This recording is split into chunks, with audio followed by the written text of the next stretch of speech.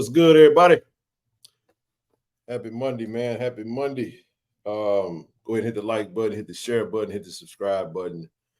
We're going to get this thing popping here in just a second. I couldn't get my camera to set up. I didn't want to do just a laptop setup like I normally do. I wanted to connect my stuff because I needed to test the settings. So appreciate y'all for holding tight for me. Sorry about that. Zoe will be on. Zoe's actually running a few minutes behind just because of work. So same old, same old. Y'all know how this go. Work comes first and everything else comes second. You know what I mean? Happy Monday, everybody. Didn't y'all feel good waking up knowing that we beat them yellow belly jokers down there from Southern? Yeah, I felt real good this morning. Felt real good. And they wanted to talk about everything except that ass whooping they got. We ain't going to let them off the hook. Y'all just got to forgive me, man. I'm OCD with lying, so I'm going to get this thing right here in just a second. It just keep irking the heck out of me, though, because I see the line at the top of my screen looks crooked. But maybe it's just me. Maybe I'm just crooked. But then again, I don't think it is me. I think it's crooked. But y'all go ahead and hit that like button, hit the share button, hit the subscribe button. I don't know. I'm going to figure this thing out here in just a second. Let me tighten this up real quick. And we'll get rolling. Yeah, we're going to have some fun tonight. Y'all go ahead and hit Perry up. Tell him I need him to show up on the camera with that shirt on. He come over here talking all that yin-yang. You know what I'm saying? Talking all that greasy talk. Feeling all froggy. So y'all just give me a second. I ain't want to waste no more time with this, but I'm not stopping until I get this thing right. It just irks the hell out of me when the camera ain't straight.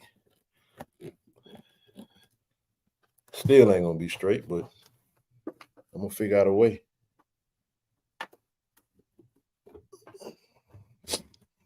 You know what? I might have it now. Watch this. Watch this.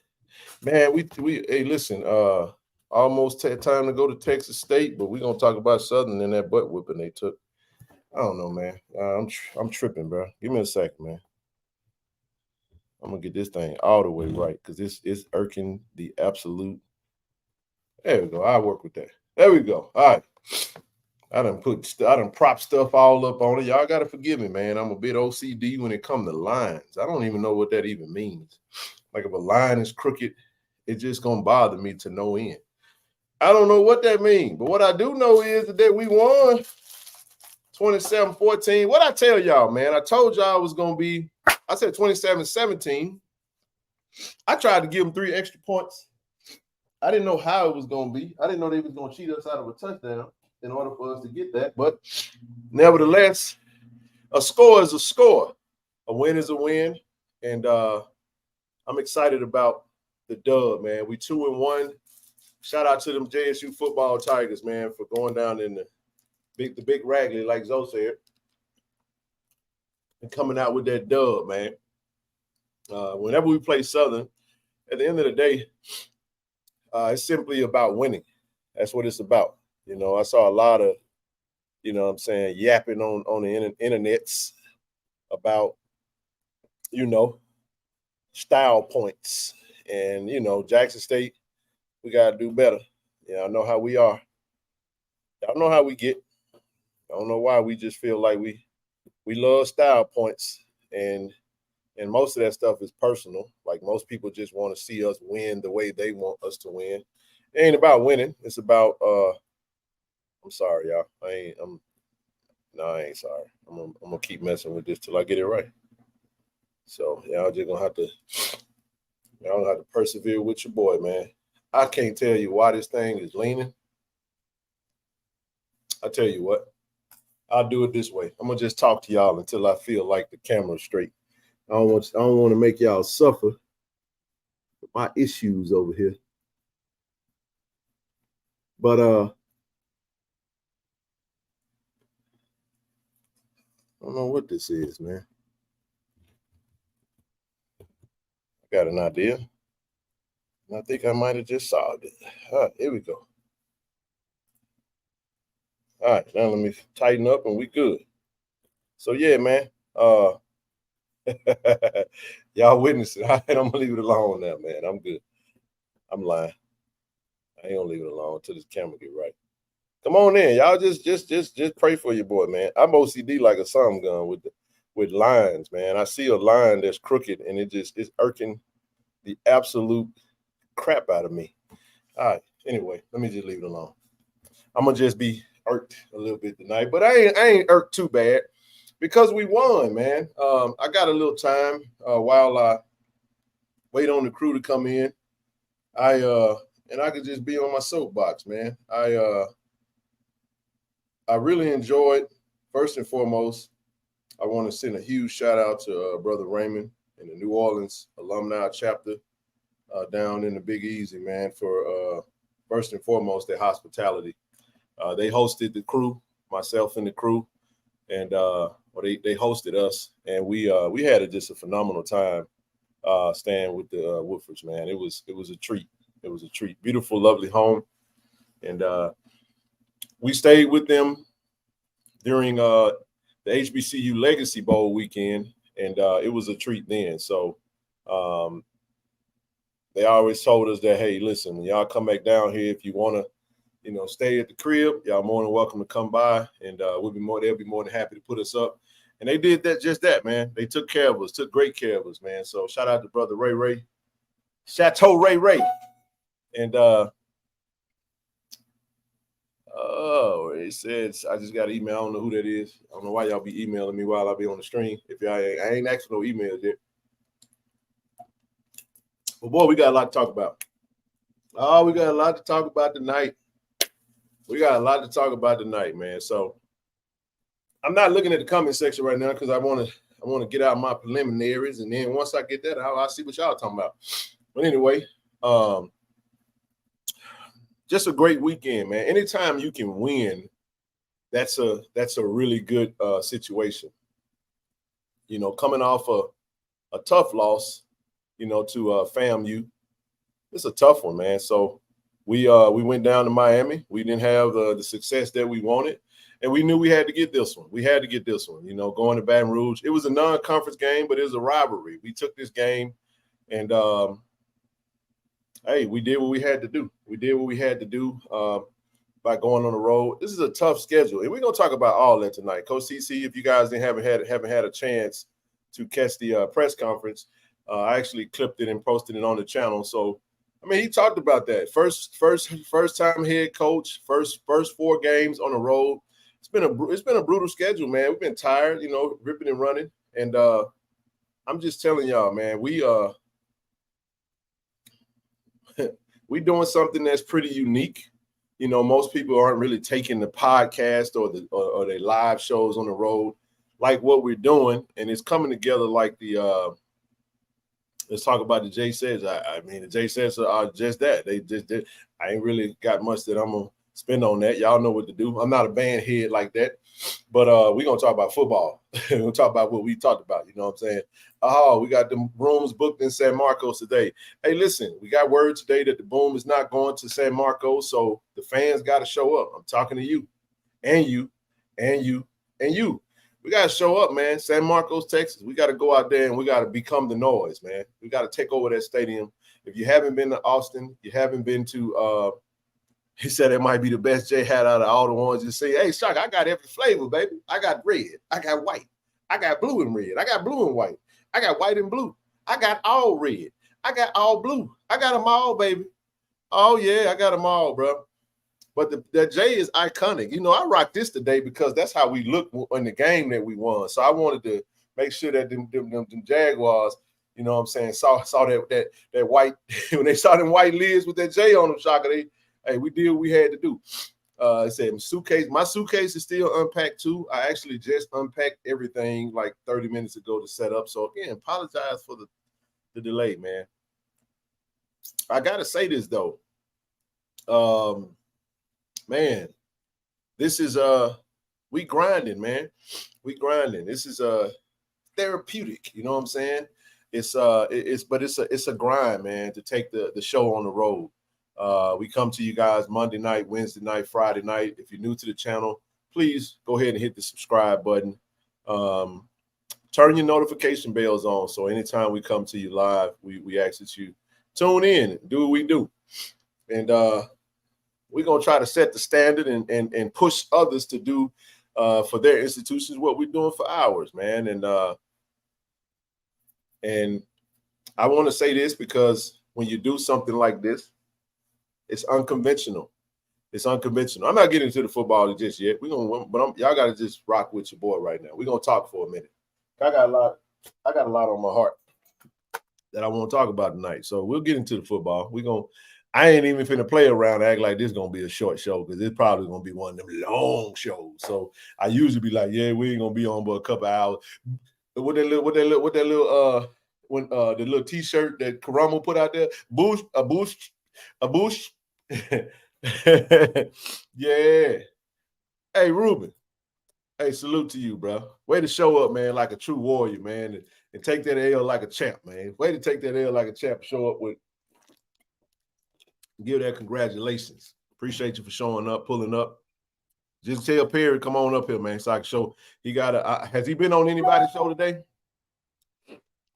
Brother Harvey, appreciate the donation, man. Hey, nice to meet you, Brother Harvey. Brother Harvey Clark, another SU alum. We met on the field. We chopped it up. Yeah, man. So, anywho, just want to talk about the platform for a second, man. I just want to love on the fellas, man. Shout out to Zoe. Shout out to Toronto. Shout out to Nook. You know what I mean? And shout out to Sister Rochelle, man. Man, this has been a labor of love. Appreciate all of you guys, man, for what you guys have done to help grow this platform, to support this platform monetarily. Y'all, it is not cheap to go on the road, man. We talking flights, we talking rental cars, we talking equipment, we talking. The only thing I do regret about this weekend, and I told Toronto this morning when we talked, I just wish I could have stayed a little longer, man. You know what I'm saying? Like, you know, I would have loved to have stayed a lot longer. It just feels like we all got there Friday. We finally got settled. We got something to eat. And before we could even just get rolling, hey, Nicole, it was great speaking to you as well. Felt like we had to go straight to work, man. You know what I'm saying? And, you know what I'm saying? And it just, you know, we went to work, you know, we fought against the bugs, you know what I'm saying? I got a little blooper reel coming that I'm gonna drop on the channel. I was working on some of that today, but it's a long process to go through like the whole show. And yeah, man. So nevertheless, I tell you, man, it was cool. It was cool, man. It was really cool. It was a cool experience. But this is we're going into week 4 for us, but this is week 3. And hey, man, we grinding, man. We grinding. 3, this is going to be week number 4. Nook won't make this trip, do the work. But Zoe and TD and I'll be there. And we're gonna carry it on just like we always do, man. And I really, really, really appreciate all you guys. But I wanted to say that because it's a little different, because this is what I do know. You know, some may see what we do and feel like it's not really. I don't know what they think. But I'm telling you, like, this. We're not stopping, man. We really at the surface level of this thing. We really just getting started, man. And hey, Zakia, this is the thing. Hey, cuz, I finally got to see my cousin, y'all. I finally got to see cuz and Fred, man. It was so good to see y'all, man. Y'all gotta understand. Because it's been so long, man. Oh, man. I was in high school last time I think I seen you. And it was just good to see you guys, man. And it meant a lot to me. You know what I mean? And much love to you guys. And it was great seeing you. So, but yeah, I tell y'all, man, this thing is not for the weak at heart. Man, I'm talking about you get done late. We got to get up early because we want to continue to do the Tiger Talk shows on site at the hotel. We want to continue to brand, and the payday is later. It's not right now. You know, branding is one thing. I tell y'all, man, I'm telling y'all in advance. If you're in Jackson around this weekend and y'all rock with the show or y'all coming in town, y'all need to come to the appreciation, man. We're gonna love on y'all, man, because you guys have made us able to do what we do, man. And if you're interested, I'm going to go ahead and drop this email now. If you're interested in coming to the appreciation, definitely do that. come on up there and fellowship with us, man.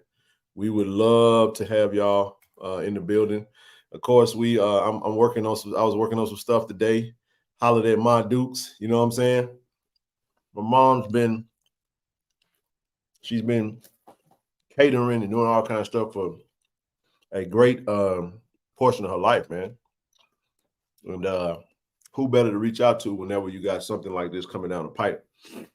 And I told her, I wanted her to be there to, not to really do it. Mom just turned 70, man. Mom turned 70 when her birthday was the day I made it to Miami. So, but she still know a whole lot about what we're trying to do and everything. So moms will be in the building, you know what I'm saying? And I'm excited about that, because I don't think she really know what I'm doing. You know what I'm saying? I don't know if she tuned in like that. No, I did not yet. I should have that today. I do have the other two, and there will be a discount though. The discount's still gonna be the same. It's gonna be KC. But I got to get the link though. I got to get the link. I have it for you by Wednesday. I'm sorry, sis. I have it for you by Wednesday. That was gonna be. I told him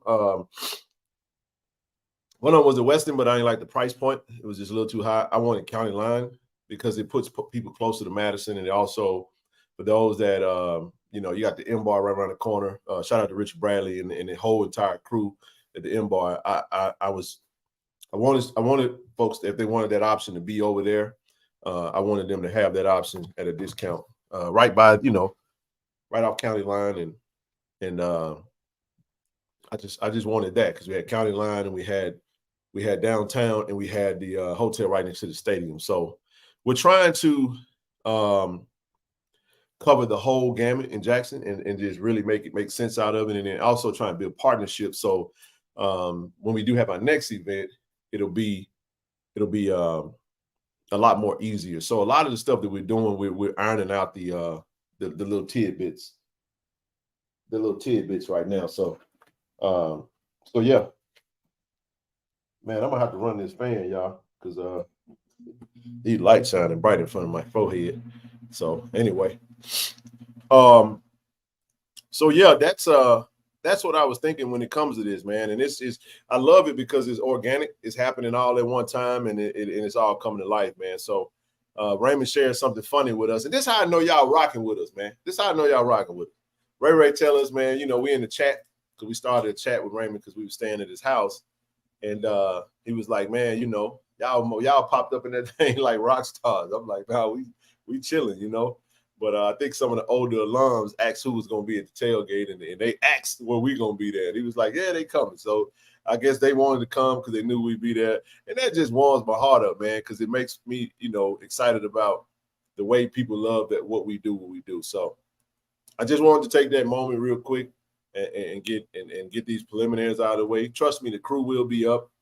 It is what it is, and we'll get rolling, man, here in a little bit. But huge win. 2-1, man. Coach TC Taylor, 2-1 on the season.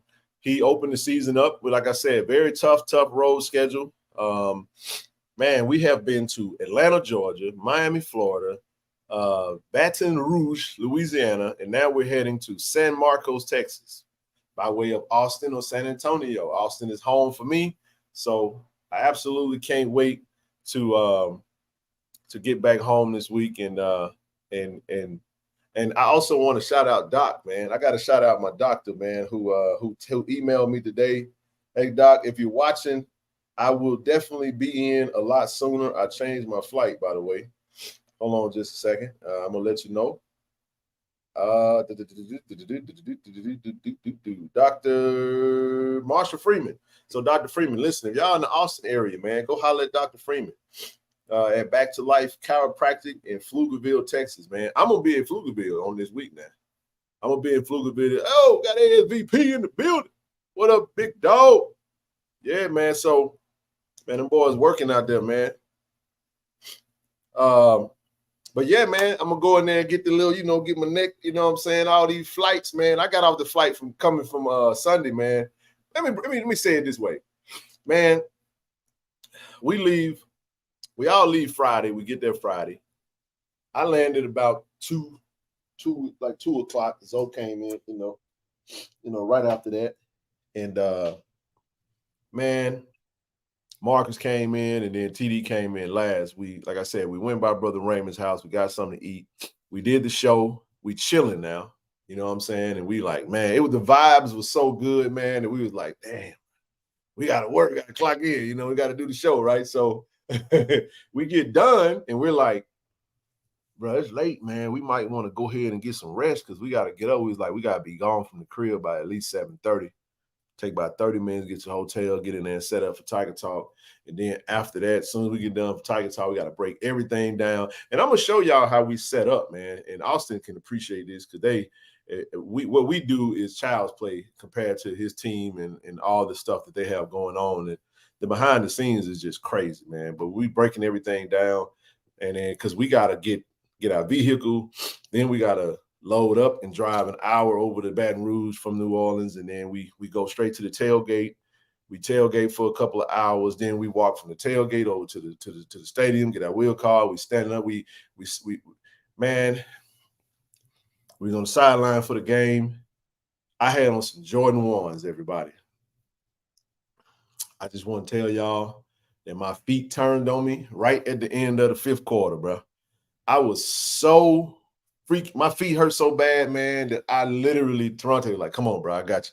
I was walking like I had high heels on, man, and no pun intended, because don't play with me now. I'm just saying, you know how the women be walking when their feet be hurting. Now, I wasn't bold as these women be when they take their shoes off and they get to walking just barefoot. That's how I felt, man, because we had been literally rolling since 6 a.m.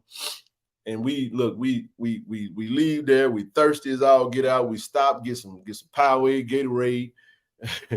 we went to Wendy's. We like, fuck it, let's go ahead and just do the live reaction show from the car. Y'all saw us. I'm in line at the Wendy's ordering food. Pause, by the way, and and then we drive all the way back to New Orleans. Now y'all got to understand something. Go back and watch the show. When the phone fell, Zoe was holding the phone, and Zoe literally fell asleep. Like with the phone in his hand, like everybody was sleeping. Like we go live, everybody sleep. I'm just like, bro, really? I'm driving, I can't really, and Zoe say so. Zoe's like, yeah, bro, yeah. That joke was knocked out, man. I was like, y'all, you know what, y'all? I'm gonna go ahead and end this thing. I'll see y'all on Monday night. It's all good. It's cool. Yeah, right? So we was like, forget it, man. Got back to Raymond's house. Dang near 1, right? And you talking 1 o'clock, and bro flight is at 6 in the morning. So, Nook leaving early in the morning. My flight got delayed, so it was luckily I was able to get a couple of extra hours of sleep, man. So I'm telling y'all, by the time I got on the plane, man, when I say I was so sore, I was like, wow. Man, bro, got me 3.5 hours on about 4-hour flight back to LA.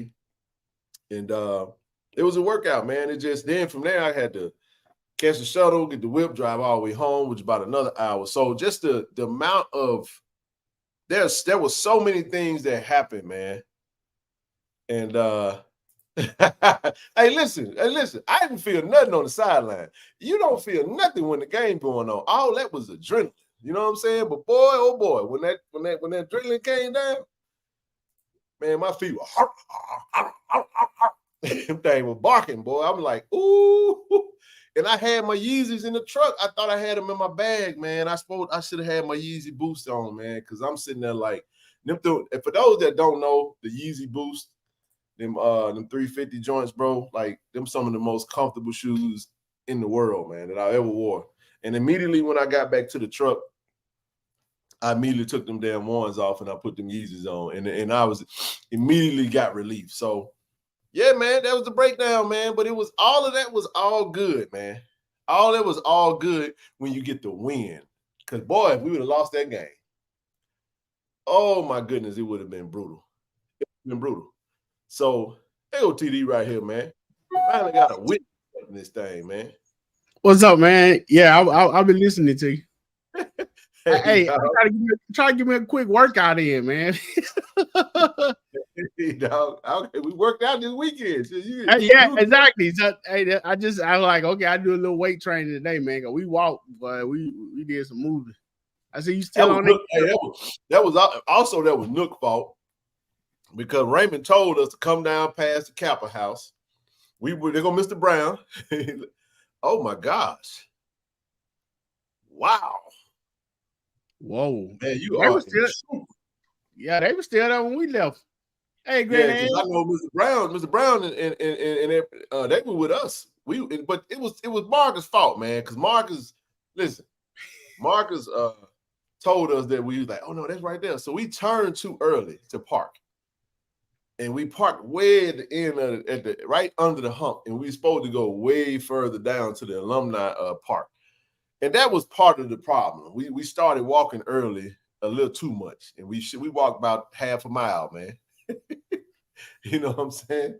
So I don't know, man. I'll let you get hey, look, I've just been on to get my little preliminaries out of the way before we get rolling. Because I know I'm gonna wait for Zoe to come on, and then we're gonna really get rolling. But go ahead and speak to the people, man. Yeah, man. I knew you. I was getting situated, while you was doing your preliminary. I know you waiting to really get started on what you want to get started on. I definitely concur with everything that you said. It was really an awesome weekend, and what you were saying about Brother Rayford being in his home. Of course, we can't thank him enough and give him enough appreciation. He and his wife for opening the doors. Yep. And everything you said, man. I mean, we got there at the time you said we got there, man. We got the grind, we got the setup. And like you said, there's always a labor of love. What's up, KT Dub? What's good? KT, what up, baby? Like I said, man, it was all a labor of love, man. And it was fun, man. We had to go. We go to bed late. We get up early. We definitely enjoyed meeting everyone, talking to everyone. Yeah. We got some behind the scenes stuff coming, man. It was fine. But look, man, I'm tell you something. I just dropped the tailgate sights and sounds on the page for everybody. That when you get off of here, you got we TD grabbed a lot of just some content to highlight what we were doing, with the tailgate and whatnot. And other than that, check it out. Go ahead, bro. Nah, man, I'm just about to say, man. Man, we got there. What's going on, Bishop? Mm-hmm. How you doing, man? So y'all left, man. Of course, it's good for me to drive. I mean, I was, man. You talking about a nice, mellow. I mean, just chill out ride, man. Because I came out. Yeah, I went 59.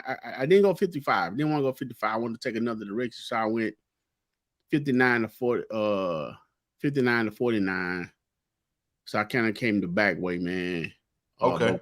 Before I left, I was packing up, and of course, Brother Ray doing what he do, man. I mean, that guy's an awesome host, man. He inspired me to want to. Cause that's kind of thing I would like to do. I mean, yeah, for real. He got the setup. I mean, you can't beat it. You can't beat it, and I'm so appreciative of him again. And as I was getting ready to leave, we got to talking, man. Next thing I know, man, he started opening drawers and cabinets, man, and pulling out skillets. Man, next thing I know, man, I had a toasted croissant with sausage, egg, and cheese. Hey, man, listen, that was the thing, bro. I hated that. I was like, man, bro, I wish I could have stayed a little longer, bro, because it was, you know what I'm saying? The hospitality was great. We talked about that this morning, but keep going, bro. We talked about that this morning. Right. So yeah, man. I mean, you was right, man. In an atmosphere like that, man, it make you not want to leave, man. I mean, and he definitely make you feel welcome. He and his wife. I mean, it just, I mean, you feel like family. So and it's just not talk. So again, I appreciate that, man. I mean, it was a nice time to vibe. Like you said this morning, man, that's probably one of the best trip that we made, man, this year. Oh, without question.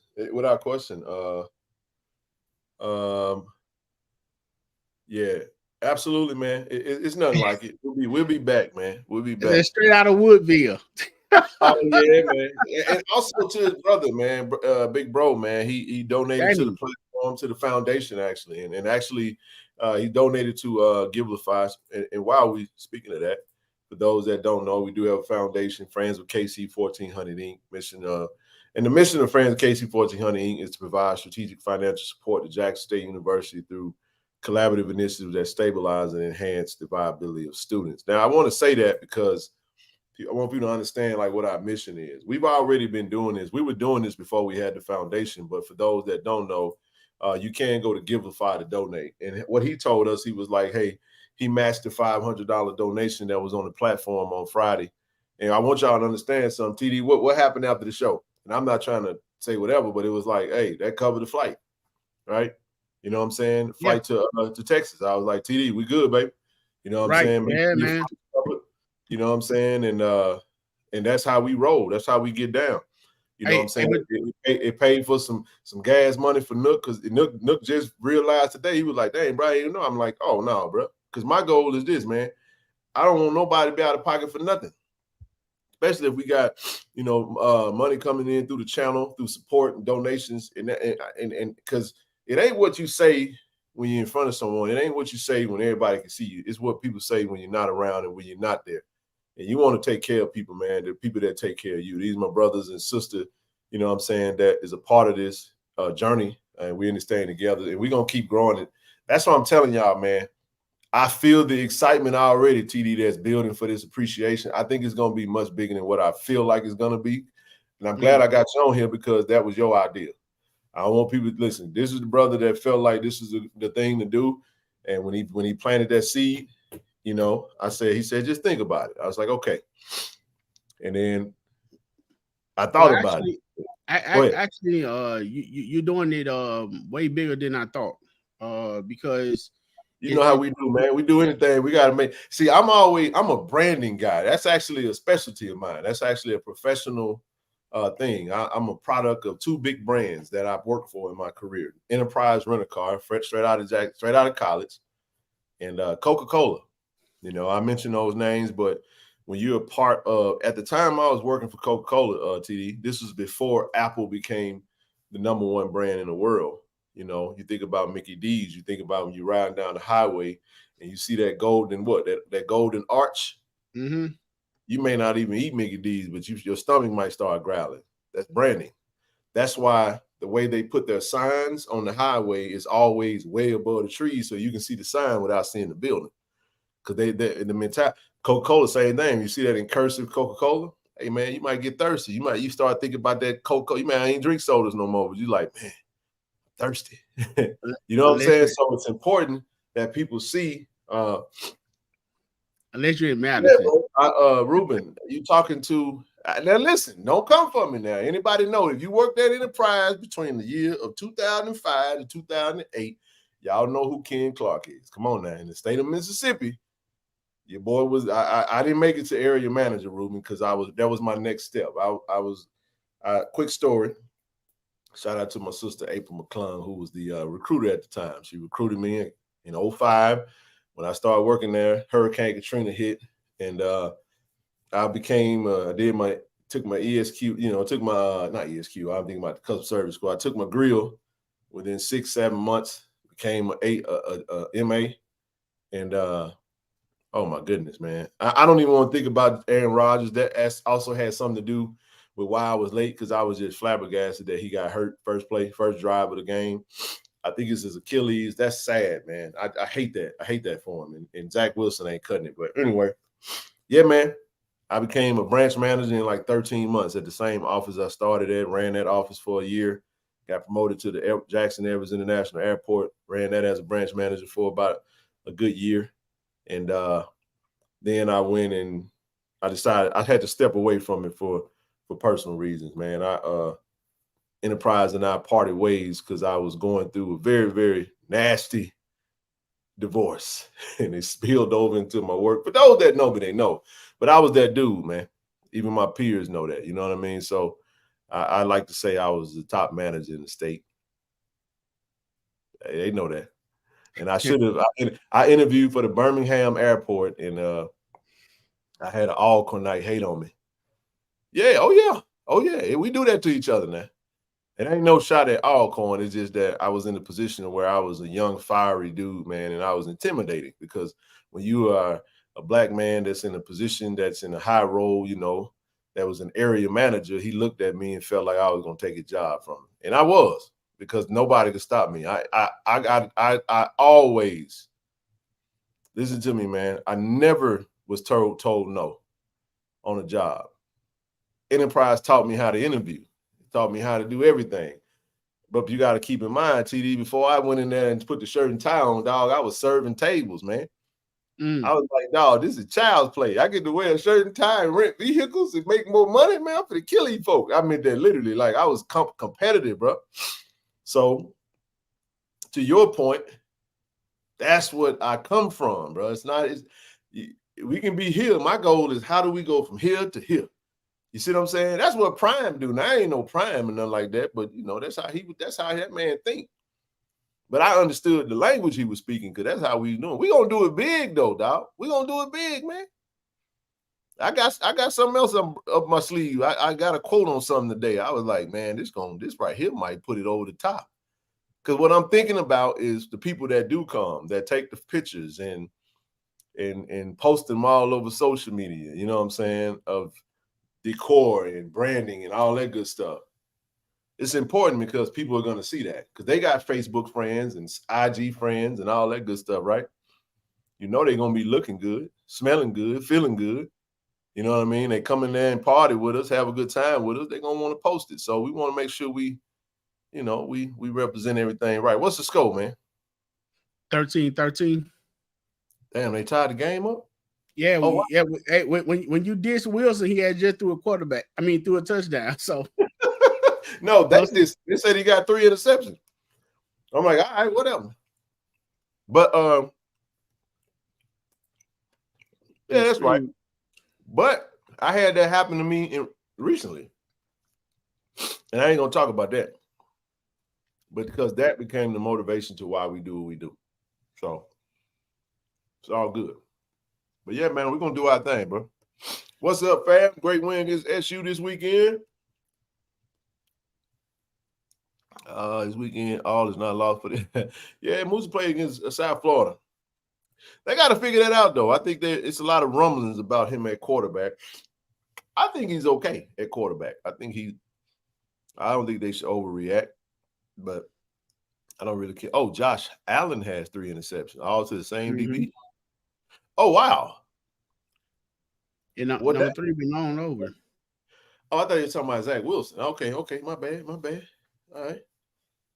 Because it was 13-3 when I stopped looking at it, bro. I just assumed that they was going to, you know what, TD? I'm going to let you go ahead and keep rolling.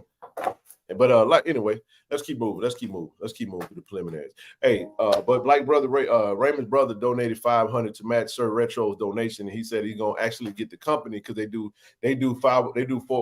nonprofit donation match. So if you guys have that service at your company and you want to donate to the platform through Givelify, go ahead and do that and set us up, man, for that match. We definitely appreciate that. But first and foremost, you can do it at Jackson State. We don't stand in front of the university. This is what we do, but we got a lot of things we're working on. What's good, bro? No, we didn't give Zoe off the day off. We're going to get into the birthday piece, but I was going to wait till he got on the show. He'll be on in about 10 minutes. Monday is his busy day. Monday's his long day. So we just have to wait, man, and just let it work itself out. But no, we good. Zoe will be on in a minute. Let's keep it moving, man. Appreciate everybody that did the pre-orders, man, for the t-shirt. Pre-orders ended midnight. So what we're doing is all the orders are being printed now from the initial pre-orders. I spoke with Jason today. Once all those are printed, they should be back this week, and we'll start shipping hopefully by the end of the week. And then we'll go from there. So I don't want to bombard the printer with like a whole lot of orders and stuff. So we gonna, soon as that big load gets through, we're gonna actually start printing these. But we tallied up everybody. I appreciate everybody that did pre-order. definitely going to keep you guys posted on all of that, and then we'll keep it rolling from there. This week, TD, we got let's see, volleyball. We got UC San Diego at Tennessee State by noon. That's be in Nashville. And then we got cross country at Louisiana Monroe on Saturday. Volleyball versus Belmont in Nashville. Soccer versus McNeese State, and then of course that'll be at the JSU soccer field. And then we got football at Texas State. That time is actually inaccurate. The game is actually going to be at 7:30 now. They actually changed it. It was 6 p.m. initially, and I'll show that when we get to it. And then Monday we got soccer again versus South Carolina Upstate. Soccer versus Alcorn on Friday. Volleyball versus Mississippi Valley. And then we got our first home game Saturday, September 23rd versus Bethune-Cookman. That is the W.C. Gordon Classic. That'll be the Friends and Family Community Day. We expect everybody to pack the vet, so we'll get into that though. But before we even go any further with all that, TD, this is what it already. Listen, man, shout out to Andre Hunt, man. With this that run, bro, was just spectacular. But you know what was the coolest thing about the run, bro? Hey, the man has spoken. He said, "All let's getting that done this week." So appreciate you, brother.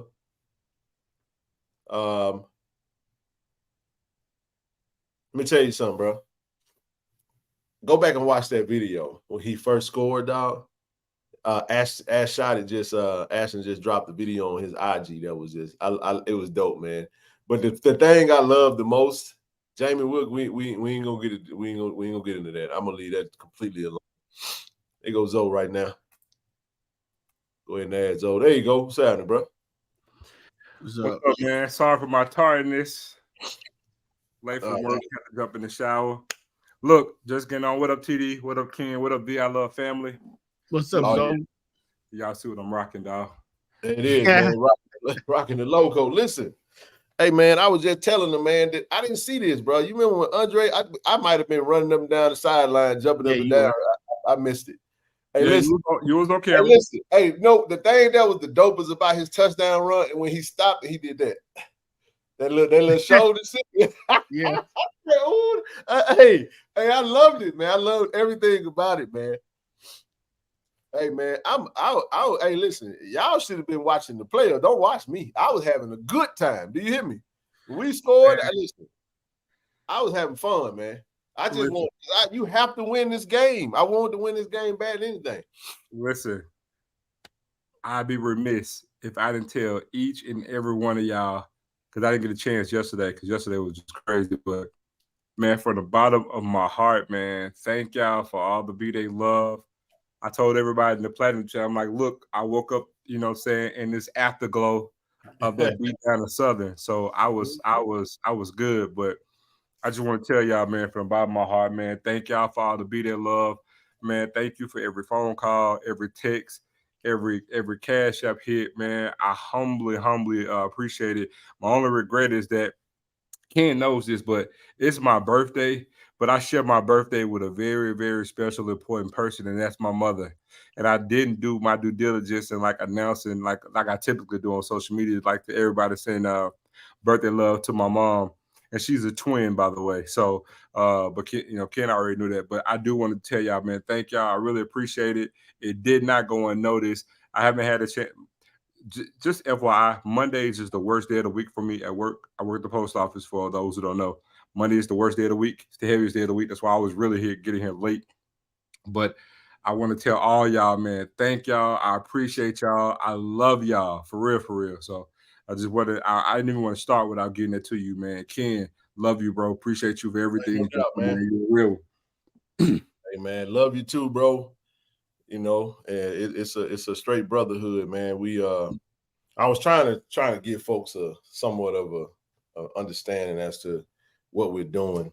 You know, sometimes it feels like I told, man, the payday comes later, man. It's a bigger day. It's a brighter day down the road, bro. And I tell you, man, this is different. I want to quote my brother Shaq that said this when we did the first live show on site.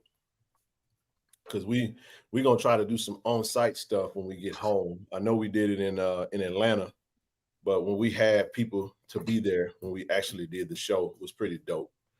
But what he said was that we are showing HBCU in a way that nobody's doing. Nobody.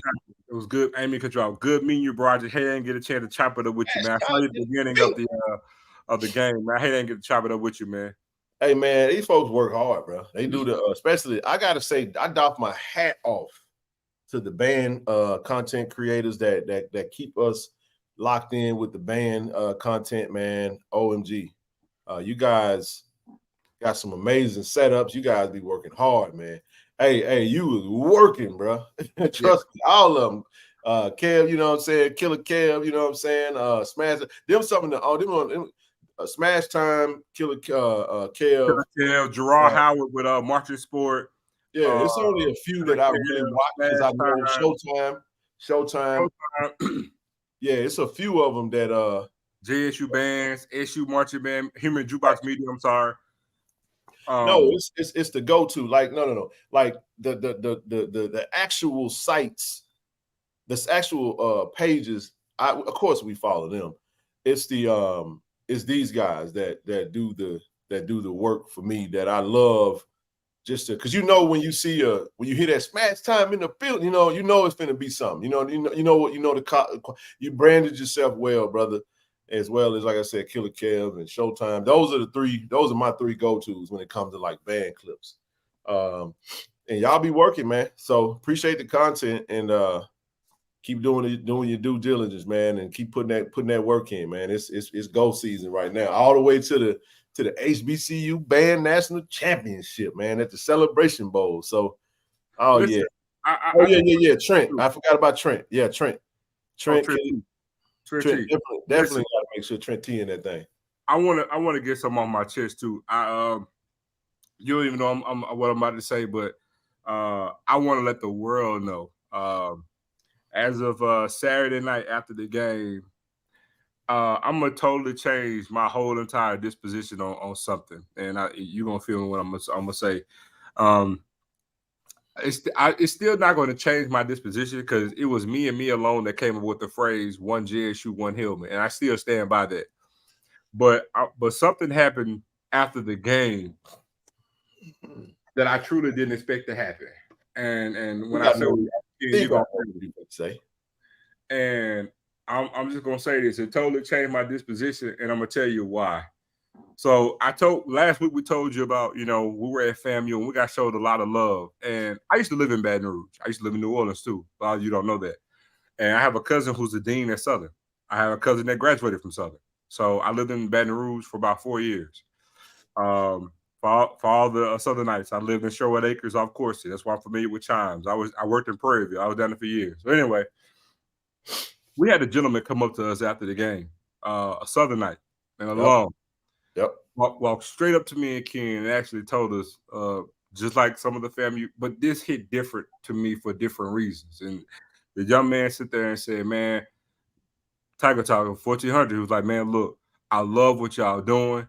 He was like, man, I know I go to Southern, but I watch y'all outside the gate.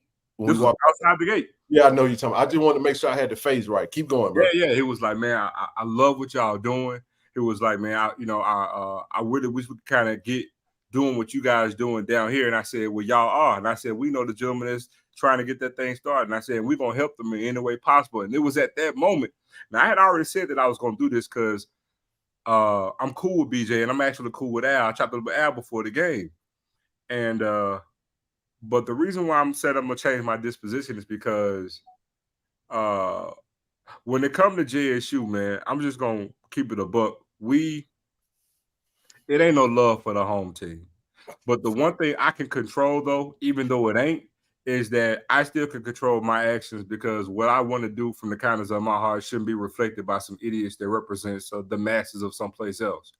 And so that's what that young man showed me.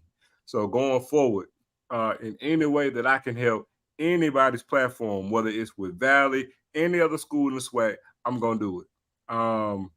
And I'm going to change my disposition in regards to how I feel in uplifting the rest of the coalition. Let me tell y'all, it was me and me alone that actually came up with that phrase. I actually came up with that phrase almost 20 years ago, and it's stuck. All right? That's facts.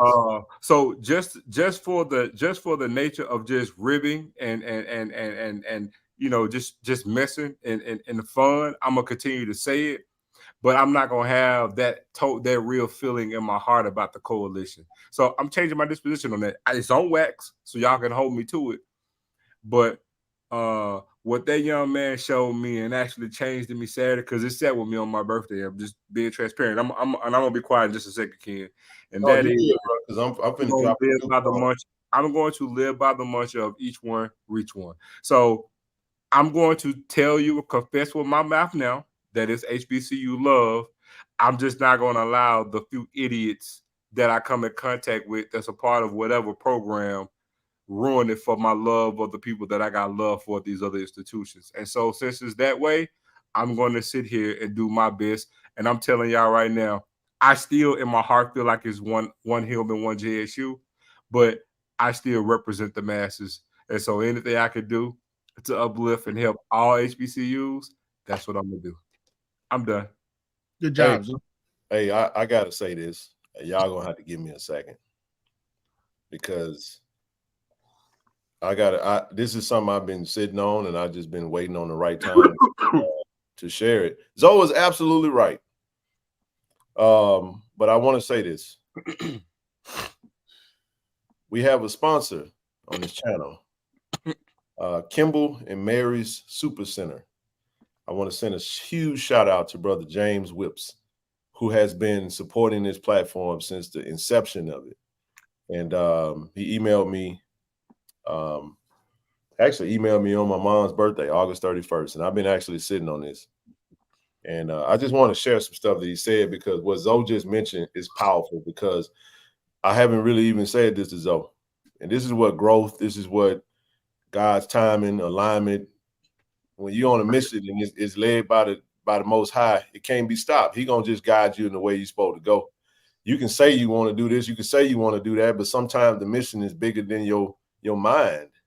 You get what I'm saying? And that's what Shaq said. Shaq said, bro, y'all tapping into something that's way bigger than what y'all think it is. It's not just about Tiger Talk. It's not just about KC-1400 media. I'm seeing growth within the culture, and we making impacts. I'm seeing people that was hesitant. TD know what I'm talking about. You know what I'm saying?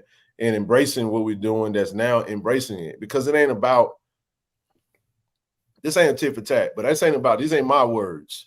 But I want to share something, because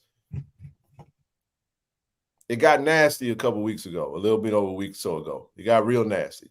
And y'all know how it is. Some of these HBCU beef spaces get real nasty, man. And when you look at that clip from the UT game, when UT beat Alabama, and we start talking about how certain other cultures view our athletes and all that type of stuff, it gets worse in our own chats, because we get real diabolical and despicable towards one another. But this is what Brother Whips actually said. And I just want to share this, because he actually posed a question to me. He actually says, by the way, Brother Whips is actually he's a native of actually Greenville. But he asked me a question, and I'm gonna just read this, because I didn't know Zoe was gonna say that. And I don't know. And look, this is no, you don't know. TD has always been this way. I know TD, he can just show his face, and y'all know that he's been this way. He's been cool, calm, and collected. He's been kind of the cool person. I get rowdy, Zoe get rowdy, TD just kind of bring us back down. Rochelle is the matriarch, you know what I'm saying? Nook, it represents the youth, you know what I'm saying? So he said, can HBCU football teams have a rivalry without the extracurricular negativity? Rather than cultivating the atmosphere of animosity post-game, what if we shifted the focus to one of compassion, love, and empowerment for students who represent the promising future of every HBCU? This notion is particularly pertinent within the SWAC, where I find myself hurt by the perpetuation of the confrontational and harmful behaviors. The instances of aggressive posturing and opposing team conflicts within SWAC football, including the use of profanity, antagonistic actions toward rival coaches, players, band members, etc., are deeply concerning. It is imperative to acknowledge that no student should be permitted to engage in disrespectful exchange with a rival team or a coach during or after a game. It is equally troubling to see certain older alumni who rather then acting as positive role models contribute to an environment of divisiveness by demeaning or even booing rival student band members, teams, coaches, and players. This behavior is counterproductive. It's disheartening to witness tensions escalating to the point where physical altercations and even potential acts of violence seem imminent. It's time for a change in HBCU sports. The resolution lies in fostering unity, camaraderie amongst all involved. It's important for us to pave the way for a new narrative, one that instills in students the values of love, mutual respect, solidarity.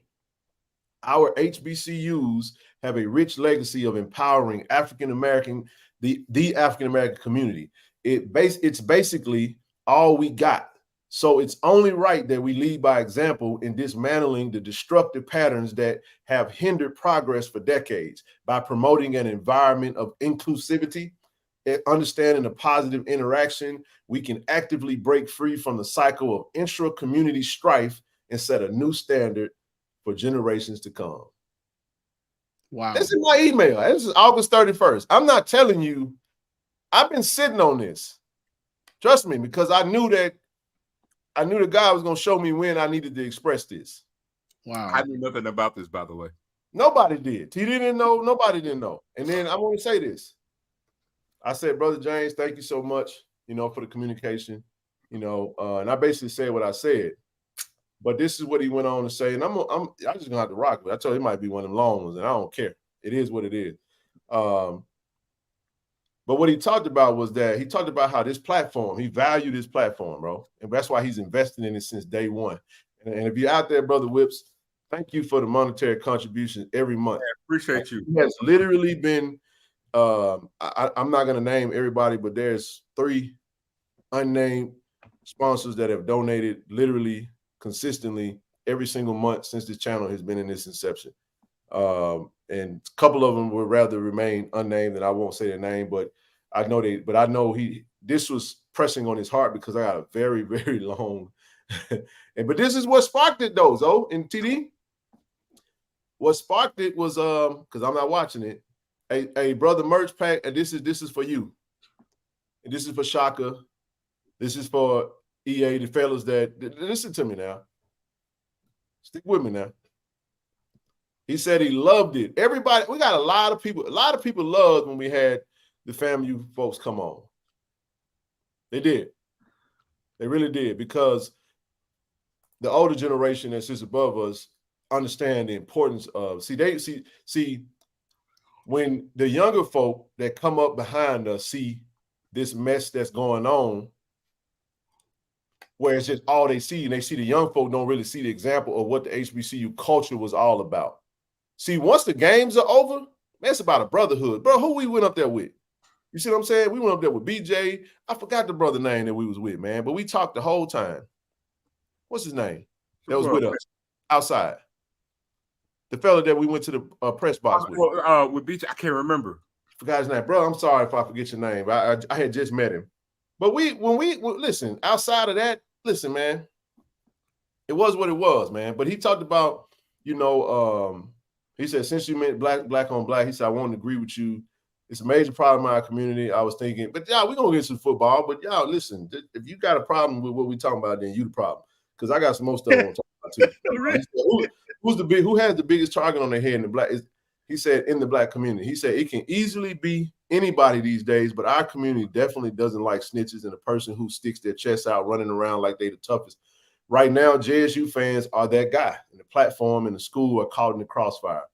JSU is the toughest, hands down, and the fans will let the world know that every day. The show, on the other hand, from a business perspective, shouldn't be that guy. I think the platform should give other schools a little bit more hope, because the game will always speak for itself. And again, the fans will also do what they do.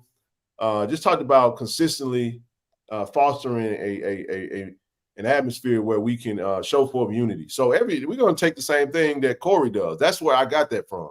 Because D. Corey C always brought the rival media person to come on to the Tiger Talk with the 1400 Club, and it works. But in a live setting, to have Brother Shaka come on, you know what I'm saying? To have EA come up there to talk about their team. Right now, when the week's over, we're gonna move on to the next week. That's why we had Perry come on. Go ahead. no, I just Mr. Clark just popped up, man. Good meeting you, Mr. Clark. Brother Hart, and this is another good brother. He just sent a donation. He said his son is absolutely his son is in the boom. That's right. Son is in the boom. And it's great meeting you. Love the last name, brother. You know what I'm saying? So no, it's cool. You know what I mean? But I'll say this and I'll leave it at that. I'll say this is the last thing I have. He said, we need this negative energy and the swag to change, my brother, because I believe HBCUs can take billions from the SEC and others one day. HBCUs are all we got. And to me, it's almost like each school is a big ass gang. And there are grown men and women still prompting negativity against each other, and the youth are watching. So they will do the same. I have a problem with that because it is all about how a person thinks. He was saying that he believes that this platform can help change the thoughts and possibly change the culture by showing a much needed positive conversation with rivals. He said, one monkey, monkey see, monkey do. So instead of going and attacking people for being antagonistic, you just do what you do. Love don't have to attack hate. All love got to do is be love. You see what I'm saying? And that will affect the situation. Now we're not finna be. We're gonna still banter. We're gonna still go at your neck because y'all finna get this work soon as we get off this soapbox. Y'all don't get this work, man. Because I know that's what everybody come for. But sometimes you gotta. What's the saying? You gotta trip over the honey. You gotta trip over the money to get to the honey. I love that, man. What that is talking about is when them folk put that bull junk on sale, but they put it way at the back of the store. You got to go look for it. You're going to trip over everything that ain't on sale. You're going to walk past everything you didn't think you thought you needed, and you're going to question yourself. That's why you got 2-3 things of mustard in the cupboard, because you didn't check to see if you had no mustard, and you see mustard, and you're like, man, do I need mustard? That's how that happens. So I won't spend too much more time on that, but I did want to say that because I knew that this was something that was deeply pressing on brother on his heart. I know he probably think I wasn't never going to say it, but I heard it when Zoe was saying that. And I would say this right here. That was huge for brother Zoe to do that because we've always adopted the mentality it's us against the world. Now, it's still DI Love versus the coalition. Now, don't get it twisted. We still going to push that thing. But at the same time, we're going to understand that we're going to set the tone. Y'all know Tiger Talk.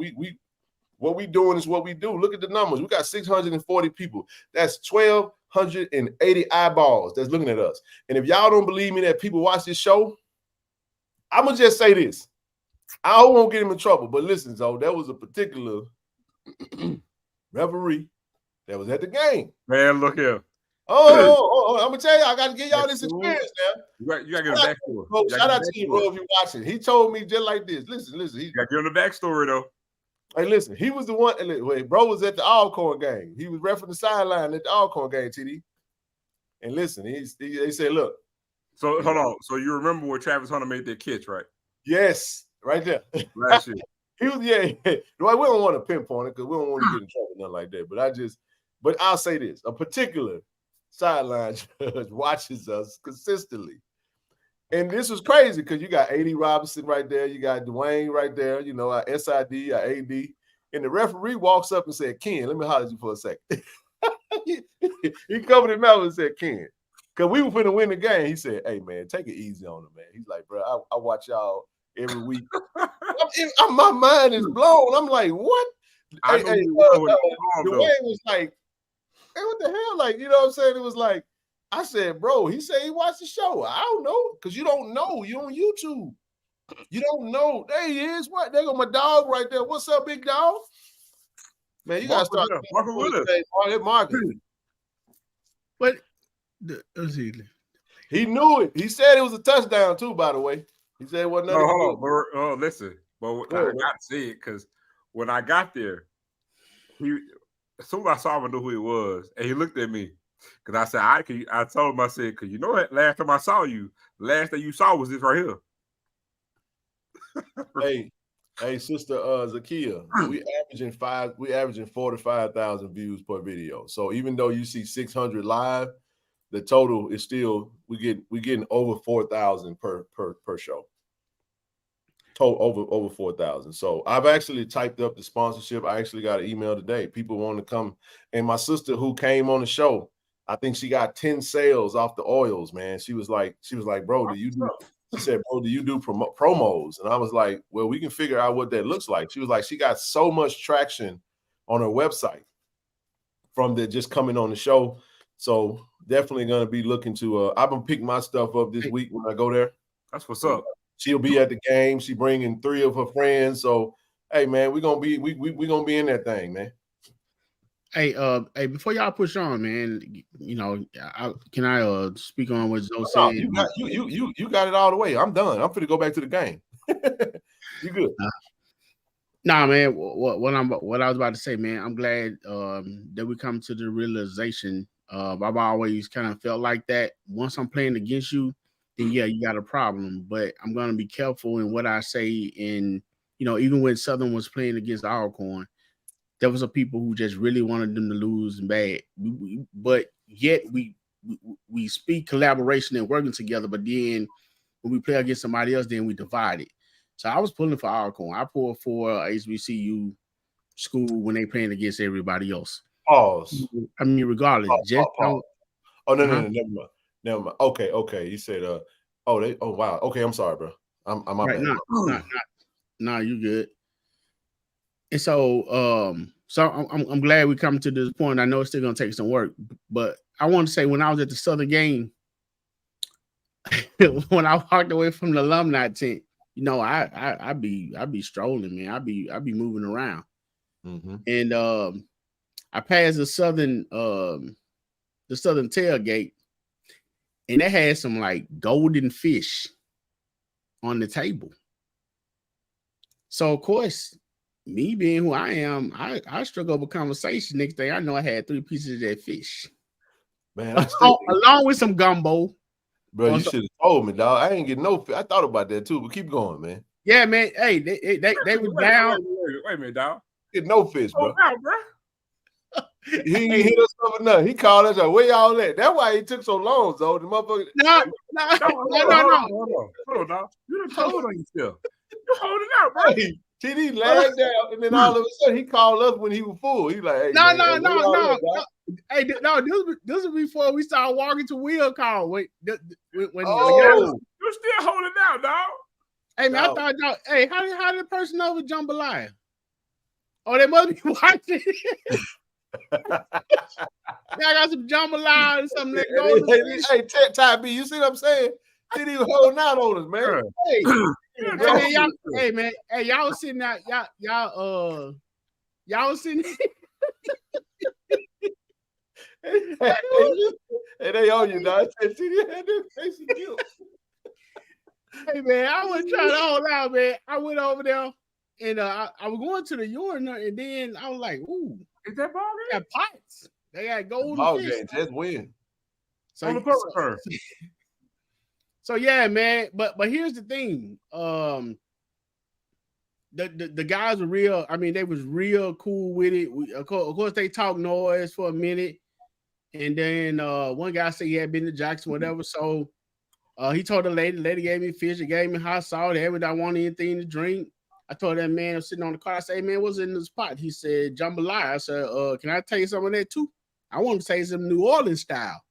So, man, hey, so that's why I didn't eat much at the alumni tent, man, because I had already eaten. But, you know, this is my question, bro. Here's the thing, when did that happen? Did we, like, leave you? No, yeah, see, y'all had already y'all sitting at that front table. It was you, Mr. Brown, Dad, Marcus. Y'all had already taken the seat. I had started filming. Ken, so he started filming. At no point did he rendezvous and say this right here in his TD voice. Hey, look, fellas, I had extra went around yonder and got me some jambalaya. You know, y'all can go around yonder and get some jambalaya too. He ain't sent a smoke signal. Ain't said, hey, Mr. Brown was with us. He ain't said nothing, man. Hey, it was crowded. I think y'all didn't want to lose y'all's space. No. But you that figure to come back and tell nobody that you have some fish someplace else, dog. Hey, KT Dub on this thing. What's that? Hey, what we say, bro? Communication, bro. I'm on your neck right now. Your communication got to get better, man. Then when I walked back over, it was another Southern guy came over there then because I had on the KC-1400 shirt. You see what I'm saying, bro? Well, honestly, the reason after the game, I had exercised all my tailgate food away. all the excitement from all them touchdowns we scored on the board. But we gonna get to it. But keep going. Hey man, but so when I walk back over there, I'll get ready to film them. I said, hey, I'm with KC-1400 meeting with Jackson State. So I said, do y'all? Hey, hold up. After the game, Hold up. I was like, hey, would y'all like to say something on camera? He said no, but then some other guy came up. He said he looked at my shirt at first. He didn't say anything. Then he looked at my hand. He was like, wait a minute, y'all over here feeding a Jackson State person? What is wrong with y'all, man? I'm like, hey, bro, it's all love. By the way, this fish is really good. I appreciate them for feeding me. So I went on and knocked that over, man. It was good, man. But hey, I got him on camera. I mean, you look at. Listen, somebody just reminded me after the game when they went to the fifth quarter, man, the boom had moved over. When the boom got their section and moved over to the middle in front of Southern Band, that had never happened before. So I'm trying to tell Ken, I'm like, bro, this is huge. I almost choked it the then, boom boy. had moved before over a section, but they never, and no band has actually just moved from their section in front of Southern, right? Oh my God. I told Ken, I said, you know what this means, right? I said, the boom got some shit they finna get out their chest. I said, Southern might want to throw their goddamn head up. Bro, this man said TD walking back licking his fingers with fish crumbs on it, And man. they come back to the table and said nothing. I ain't said 2 words, bro. Hey man, I had this. I say this with the most respect. Y'all at that VIP table, man. Oh, the food was amazing at the tailgate, by the way. Don't get it twisted. But it was fried fish, bro. It was golden. TD, listen to me, bro. I'm gonna tell you. I'm gonna say it like I communicate in the chat. Going forward, bro. I got you. I love fried catfish, dog. Yes, but he don't even. But the problem is TD can't even tell you what kind of fish it was. It was just golden brown fish, man. Hey man, that part of jumping out was so big, man. Look at the comment. He said golden. Dog. Oh my gosh, man. Man, look, bro. I feel. Hey, listen, man. Hey, it's all good though. It's all good. He said he pulled the fish out of his backpack. Oh my gosh, that's good stuff, man. I always give a so hey, real quick, bro. Because I know Nook ain't on. I did address.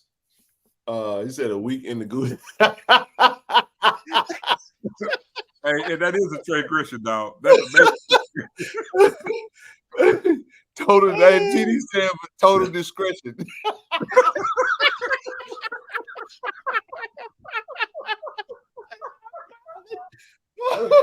I'm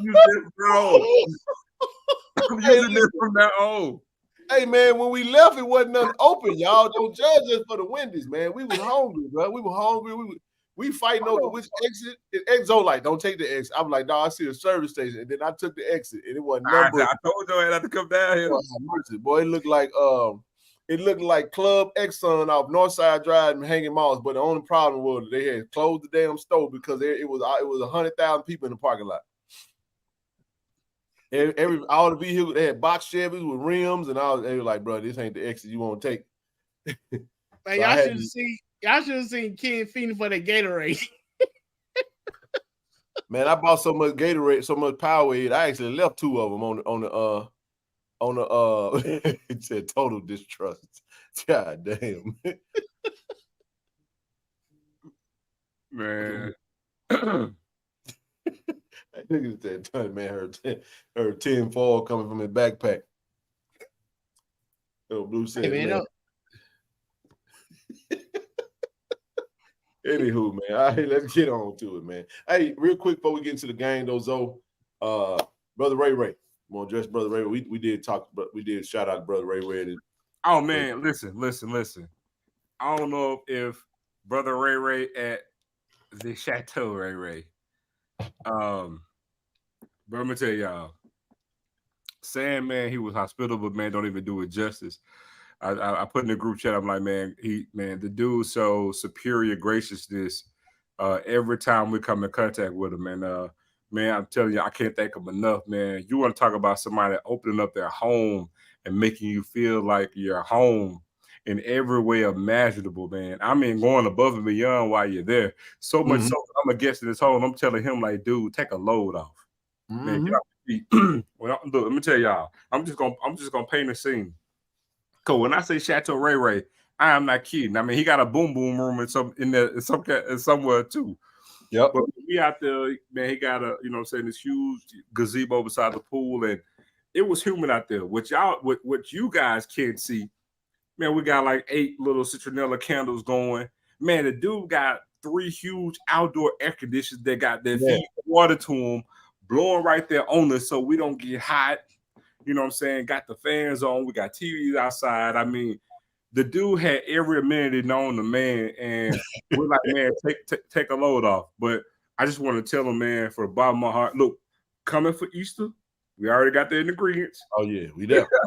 So, but man, from one DI love lover to another one, and man, look, I promise you, you bleed JSU the same way that I do. I just want to thank, man, you and your lovely wife, man. Thank you from the bottom of my heart, man, because, man, you didn't have to do it, and you do it all the time. Anybody's beck and call, man. So tip of the hat to you and your family, man. I appreciate you. You, your wife, your brother, and your daughter, who's going to be my new dentist when I get these braces taken off. Mine too, man. I'm going to go down there and let her do something with my toothlesses. Got to come spend a little money with her, you know what I'm saying? And it's on and popping, man. But hey, man, we had a game on Saturday. Hey, y'all, and somebody tell Perry I need him to pull up on us, man. I need to see that. I thought on Perry for a long time after the game. I gave Perry a t-shirt. I saw he had with him. Yeah. I don't know what he wearing tonight. I wasn't wearing, listen, world class. I said it. I had no doubt in my mind. Do you hear me? Listen to me. I knew that there was no possibility of me wearing this shirt. I wasn't wearing no Southern shirt. I wasn't even worried about it. So, yeah, I wasn't worried about that at all. We good. But 27-14. Here's what I will say about the game. First and foremost, family, the game is about winning. You get nothing for style points, although I understand each game is a hard-fought battle within itself. It's a rivalry game. Sometimes things don't go the way you want it to go. Every play is a good call unless it's not executed properly. You know what I'm saying? But you know, we won the game, and you see people still being, you know what I'm saying, Monday morning quarterback, you know, coaching, because at the end of the day, I don't really care about it woulda, coulda, shoulda. Yes, I felt like that was a touchdown. It was a touchdown, and it would have been 34 to 33 to 20 to 14. Oh well. I said 27-17. He won 27-14. I'll take it. You know what I'm saying? But I just think that when you go back and watch the game, y'all, we found ourselves something in that game, man. It's a lot to take away from this game that you can sink your teeth in and be excited about. The number one thing is we have to understand that Coach T.C. Taylor has yet to coach a game in the vet yet.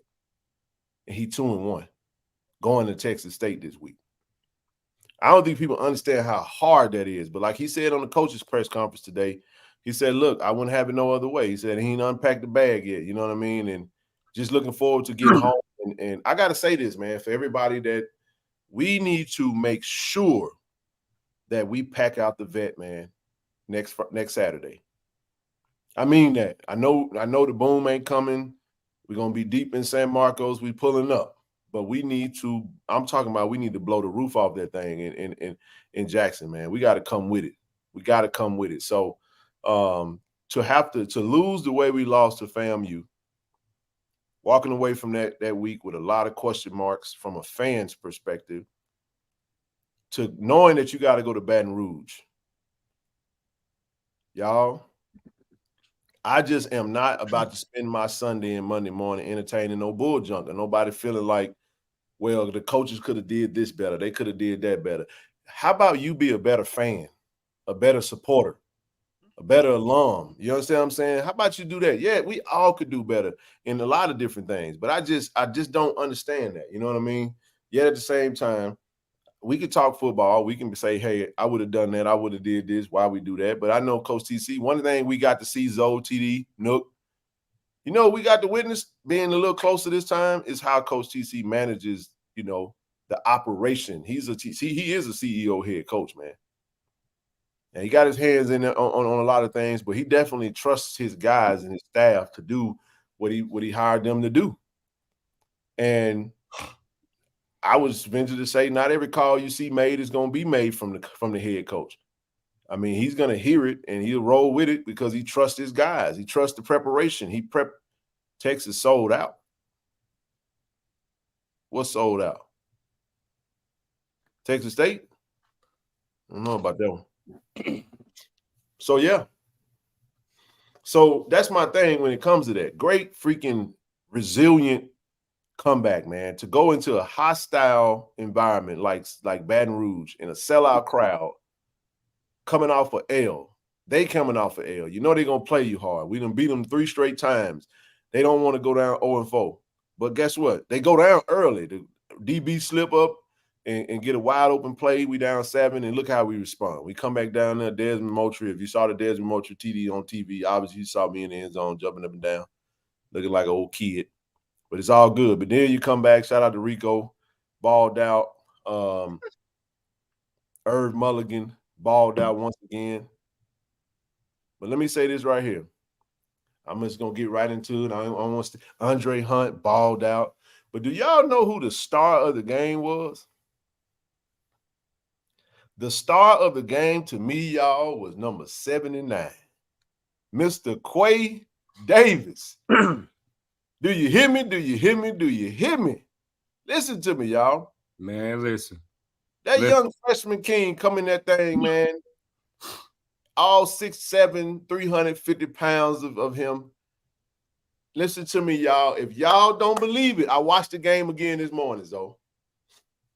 Quay Davis.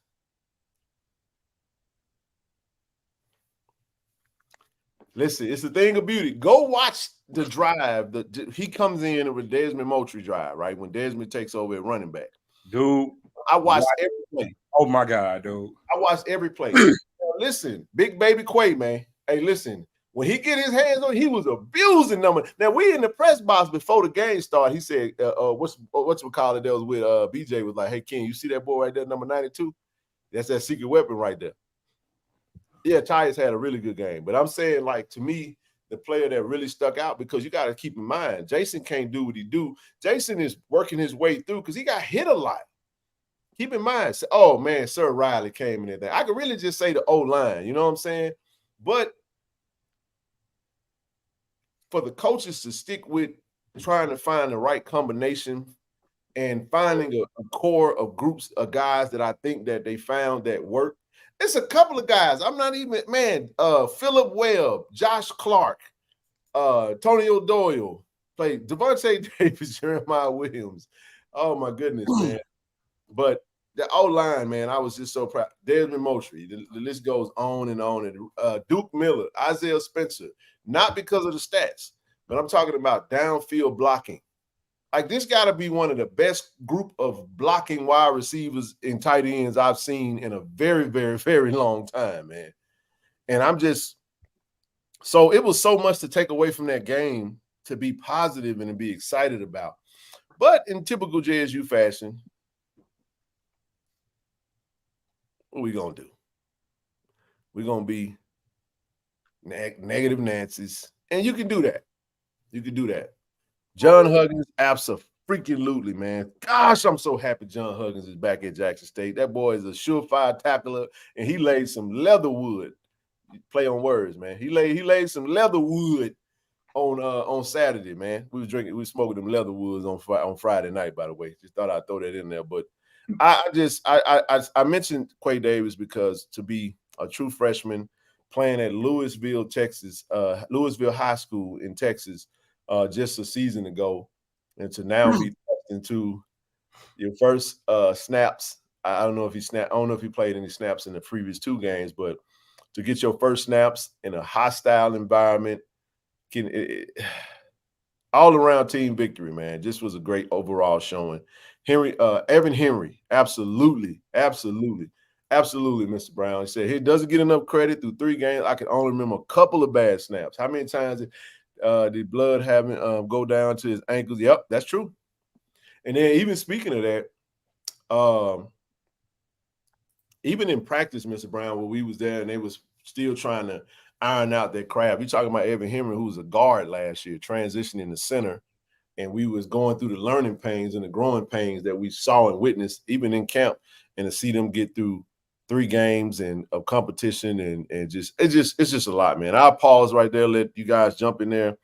I was just pleased with the outcome. I don't give a darn if it was 40 on the scoreboard or whatever. I wanted to win, man. I told y'all before we even went there, I was like, I don't care if you win by 1 or lose by, you don't want to lose. Win by 1, or to me, a 1-point win is the same as a 40-point win. I don't look at Jackson State football. Jackson State football does not owe me how can I say this? It doesn't owe me what I need to go win an argument on social media. That's not what Jackson State football is all about. Keep in mind that these coaches and these players have only played together 3 games. Oh, yeah, he did. Jones 14 did make his debut. Shout out to, like Zoe's calling him, what you call him? Swag T.O. Style points are only applicable in social media debates. It don't matter. Because you can get all the style points in one game, and you can go lose another game by 1 point and it derail your entire season. The objective is to win the game. So to put together, listen to this, and I say this and I shut up, man. To go on the road 3 straight weeks, Atlanta, Miami, now you have to come right back to Baton Rouge. You're staying in New Orleans, and you have to drive over an hour. You have to walk damn near a mile from the locker room to the field. You know what I'm saying? Like, that's just Southern. That's how it is. And you have to apply the game plan and to go out there and get it done against your rival. Sorry, man. Heck of a win. Heck of a win. It's darn good to be winners today than it would be if we had lost, man. So, yeah, Hazel is a dog, Dr. Marshall. He's best cover corner, in my opinion, on the team. I love the kid. He's a stud, man. There's no shot to Jalen and K5 and my guys, but I love Hazel. I'm glad he's a Jack State type. I'll shut up. Go ahead, fellas. I just want to say, man, I was on Quay Davis early in that game on Saturday. Yep. But the unsung heroes of the entire offense on Saturday, I'm drawing blanks, but you can fill them in for me. McCray. Fabian McCray.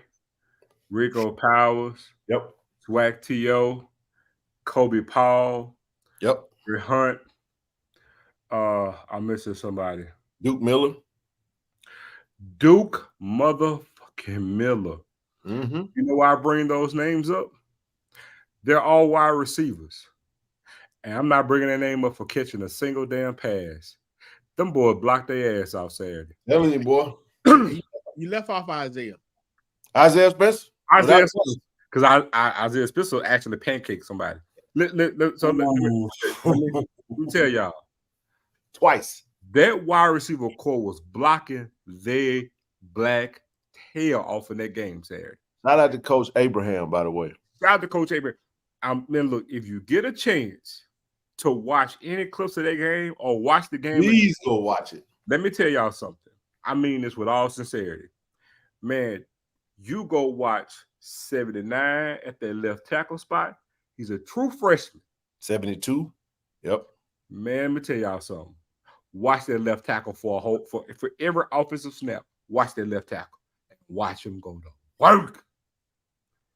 Man, hey, I'm talking about he's the MVP when we talk about performance. Hey, I just talked about that. he did a double block. I tweeted about this. Yes. He was talking about Aaron Mulligan. Man, let me tell you, Duke man, Isaiah Spencer is a freshman. Quay Davis, freshman. Man, our wide receiver core block they pine parts off on Saturday. It was a thing of beauty. And we're talking about college receivers. When we're talking about not the whole entire unit, but the majority of the guys who got out there, man, they blocked their tails off. But Quay Davis got the MVP of that game. We're talking about a freshman left tackle at O-line. He put on a clinic. He put on a clinic, I'm telling you. But I'm gonna say this too, because I talked to Al after the game, and I'm just gonna keep it a book. Southern got a lot of good pieces. They do. They really got a lot of good pieces. I ain't got no hate in my heart when I say that. But I stand corrected on why I said why they weren't gonna win. That blood thinner defense did what they was gonna do. Southern need to have a transplant at quarterback for them to win and salvage their season. Because he just gonna bleed out. I told everybody. I said it. I called it. And but they got pieces. They do. I also think they got the pieces where they could possibly go on the run, but they got to make a change. And I'm not going to get into all that, but they got to make a change at quarterback. But they got pieces. But I'm telling you, man, that wide receiver core, I like what Jason did at quarterback. Jason, I think we grew Saturday. I know it doesn't show it, and I really think we grew on offense because of the guy behind the center. I think Jason Brown grew. He didn't have the stats, but he got veteran leadership, and he has experience and moxie. Bro, let me tell you, when he scrambled, go back and watch this. When he scrambled on the touchdown pass to Rico, man, how many times you see a quarterback put the ball in his arm like a running back, stiff a D lineman, and then throw a dart to Rico on the touchdown play? Go back and watch it. He stiffed on the D lineman real good. Threw a dart on the money to Rico for that touchdown. But he gives this offense some calmness to it. But again, veteran leadership, experience, because he's been there. And that's the thing that I like about Jason. And that's what he gives us. And you look at the landscape of the conference. Not a lot of guys, not a lot of teams have what we have behind the trigger. So we don't have to be, I know we want to see every game, 300 and 400-yard games. But with the rushing attack that we have, the team doesn't panic on offense. He provides a steady calmness to this offense, and we displayed that Saturday night. And so I'm so thankful that we have him at quarterback. But we grew. This team grew Saturday. And I'm looking where we're going to go on with this. I told all of y'all about Desmond Mocha. Y'all think I just be talking. And guess what? We got another one behind him because y'all ain't seen Ahmad yet. Hey, I want to say this, though. Real quick, and I'm going to let TD go. Jason did not have 34 rushing yards. He actually had, because I've been on a neck by these stats. He had 50 rushing yards. Just FYI, he actually had over 200 yards of offense in that game. But our stats were wrong. Yeah, the stats were wrong after the game. Put down Solomon Rogers for 2 carries, but Solomon Rogers went number 4, and he don't play offense. So the number 4 on offense is actually Jason Brown. So he had 8 rushes for 50 yards. Bless you. And I actually watched the game today. Bless you. Thank you. And I verified stats. The stats that show they have Kobe Paul down for 1 catch for 0 yards. That's actually a 15-yard pass that he caught. Isaiah Spencer. My Rico stats wrong too. Rico had 76 reception yards. He didn't have 70. I think they put down 71. So he was short by 5 yards. Isaiah Spencer was short by 3 yards. And Kobe Paul was short by 15, which means Jason Brown's passing yards was short by 23. So that gives him 163 passing yards. and then it gives him 50 rushing yards. So it was a total of 213. So I just wanted to throw that in there. TD, you want to jump on in there? Oh yes. You guys covered a lot. And of course, in true, I just about to call his name in true blue form, representing the offensive lineman. Man, I was very impressed, and I was looking at the combination when they were shifting them out, and all of a sudden it went to a point to where I kind of started watching the offensive lineman and started watching the game itself, because all of a sudden it wasn't in the defensive lineman making, hitting the quarterback or stopping the running back in the backfield. So they finally got a combination that's working well together. So I was definitely impressed. I'm definitely proud of the offensive lineman, of the offensive line. Evan Henry is a staple. He's a solid piece in the offensive line. He's a leader. He's a hard worker, and he really takes control and does what a center's supposed to do as in the offensive line. And I'm happy with his growth. I know at the beginning of last year he had a few holding penalties and stuff, but now they got him in position where he needs to be, and he's really going. Now Quay Davis, he really surprised me, because be honest with you, seeing walking around campus, he be chilling. Yep. Boy got out there, man, and he balled. Yep. I would also say, and you guys said it too, Isaiah Spencer, the young man, really, I'm really impressed by him and his blocking skills, his blocking technique, man. Of course, we know that he came out of Madison Central, and that's a powerhouse within itself. And they cover everything, every skill, drill, play that needs to happen. His counterpart, BJ Watson. Shout out to BJ. That boy snatched the ball out the air, man, like he was Dennis Rodman going for a rebound. I mean, and like you said, there were times we wasn't able to get those players. And the fact that Isaiah, and I said, wait a minute. He did a pancake block on the Moultrie run, and all he had to do was get in the way on that Kobe Hall. He also was a big factor in the South Carolina State game. So he out there, he caught a lot of balls and stuff against FAMU. So I'm definitely impressed with that. Everybody had a good game. Now y'all want to see something funny that wasn't recorded. Y'all should have seen Zoe when Hunt ran that touchdown. Oh my God. I just got out his way, let him have the sideline. He lost it. I'm talking about he lost it. Dog, when he first got it, he was coming straight toward me. Whoa, player. Chris Silas, what's up? What you got against my Madison Central Jaguars, man? But keep going. Listen, when he got the ball, because it was a different kind of reverse, because where he was like, go back and watch the formation. That's why they didn't really know reverse when he first got it, because of the formation and how he got it, right? But when he first got the ball, he was coming straight toward me. TD is my witness.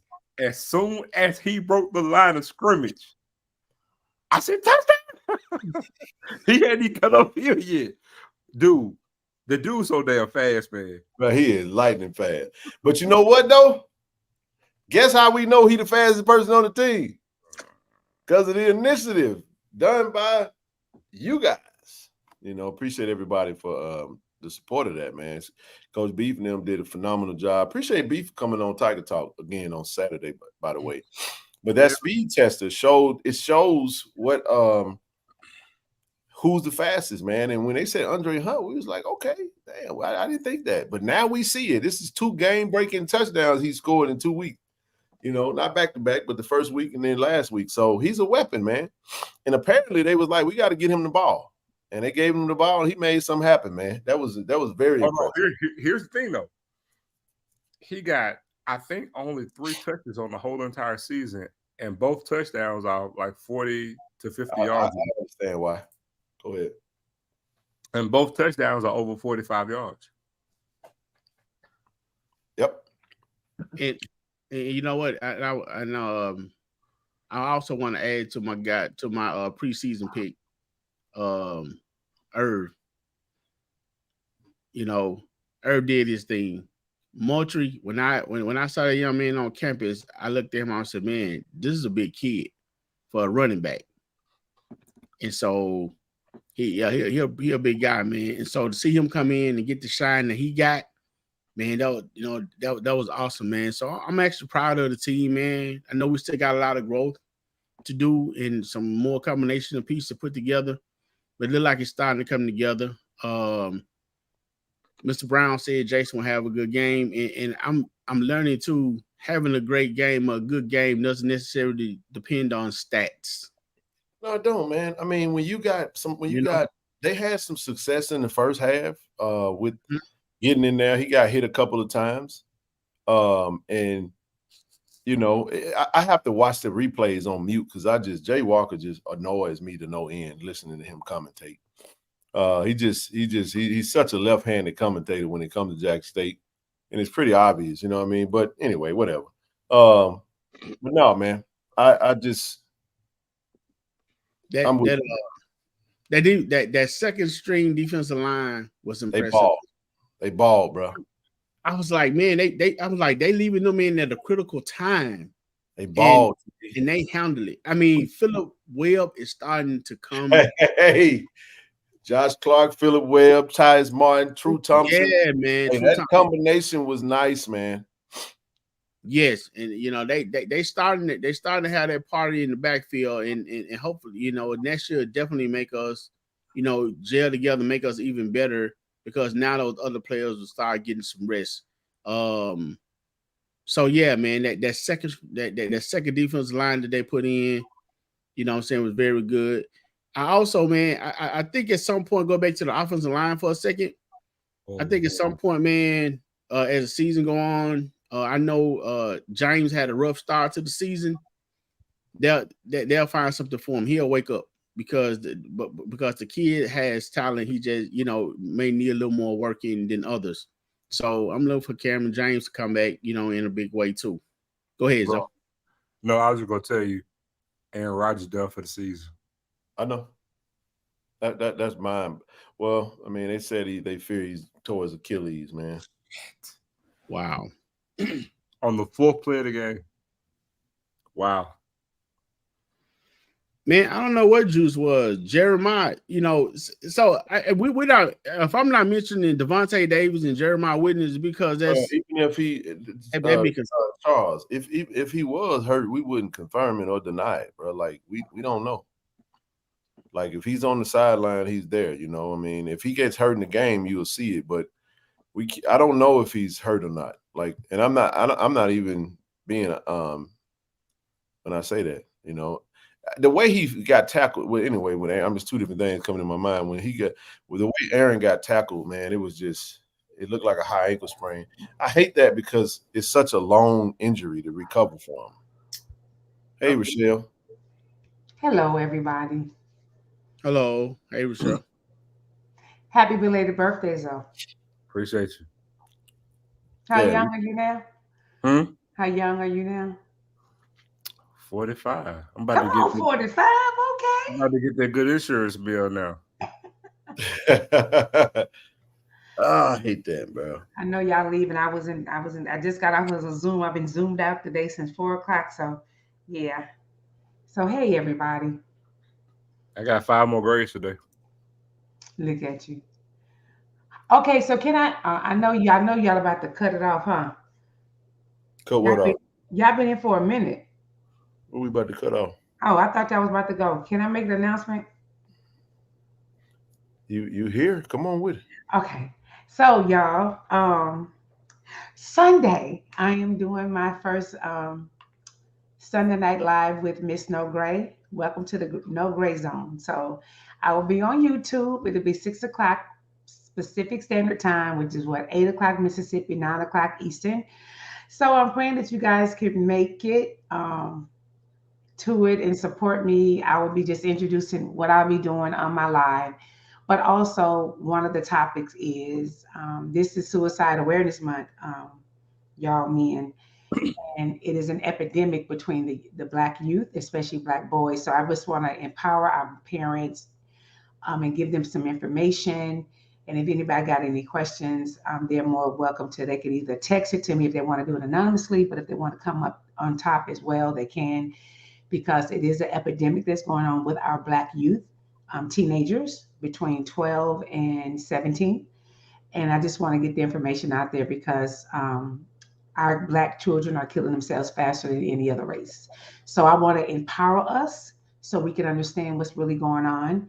And I hope that you guys can come and support the show. We'll be on there, but we got a clown show we got to go ahead and get rid of real quick. So bring your ass on up here, man. Oh, he came up here 3 minutes. I was waiting on him. Show your face, man. Come on up here and get this work. But when you come up here, y'all, I see Perry already. I don't need y'all. Y'all ain't got to keep saying send me the link. I'm sending the link. We're going to bring him up.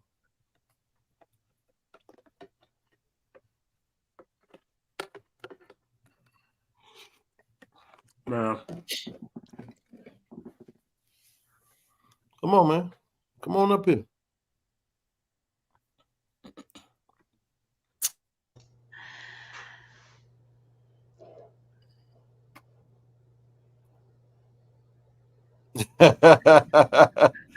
Just a reminder, Southern sucks. Man. Right.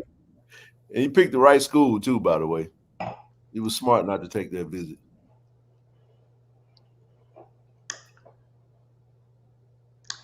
Hello, Triple OG. It's what you've been waiting on, ain't it? What's going on, Jack State Tiger? Man. Let me see what you're working with, man. I heard you talking shit, talking about a clown show. You ain't gotta do it. It gotta be a clown show because I'm with the clowns tonight, right? Hey, I'm at home, Emma. All right. No, you got. Hey man, take some of that damn volume out your voice, man. Let me see the shirt you got on. I'm in here with the clowns tonight. I'll fit right in. No, ain't no clown. You just left the clown show. There we go. Oh, that's right. What you You're made? That's for y'all right there, man. That's for y'all. Hey, that blue look good on you. It accents your face. Thank you. I still like that room you in. Every time I look, I think about the admissions office at Southern every time I see that room. Well, you look good in that Navy. I know you was I know when they lost, you was like, God dog it. Come on, Perry. When you lost, you actually wasn't that mad. You like, you know what? I finally get to wear a Jack State shirt and I get to. No, it ain't that.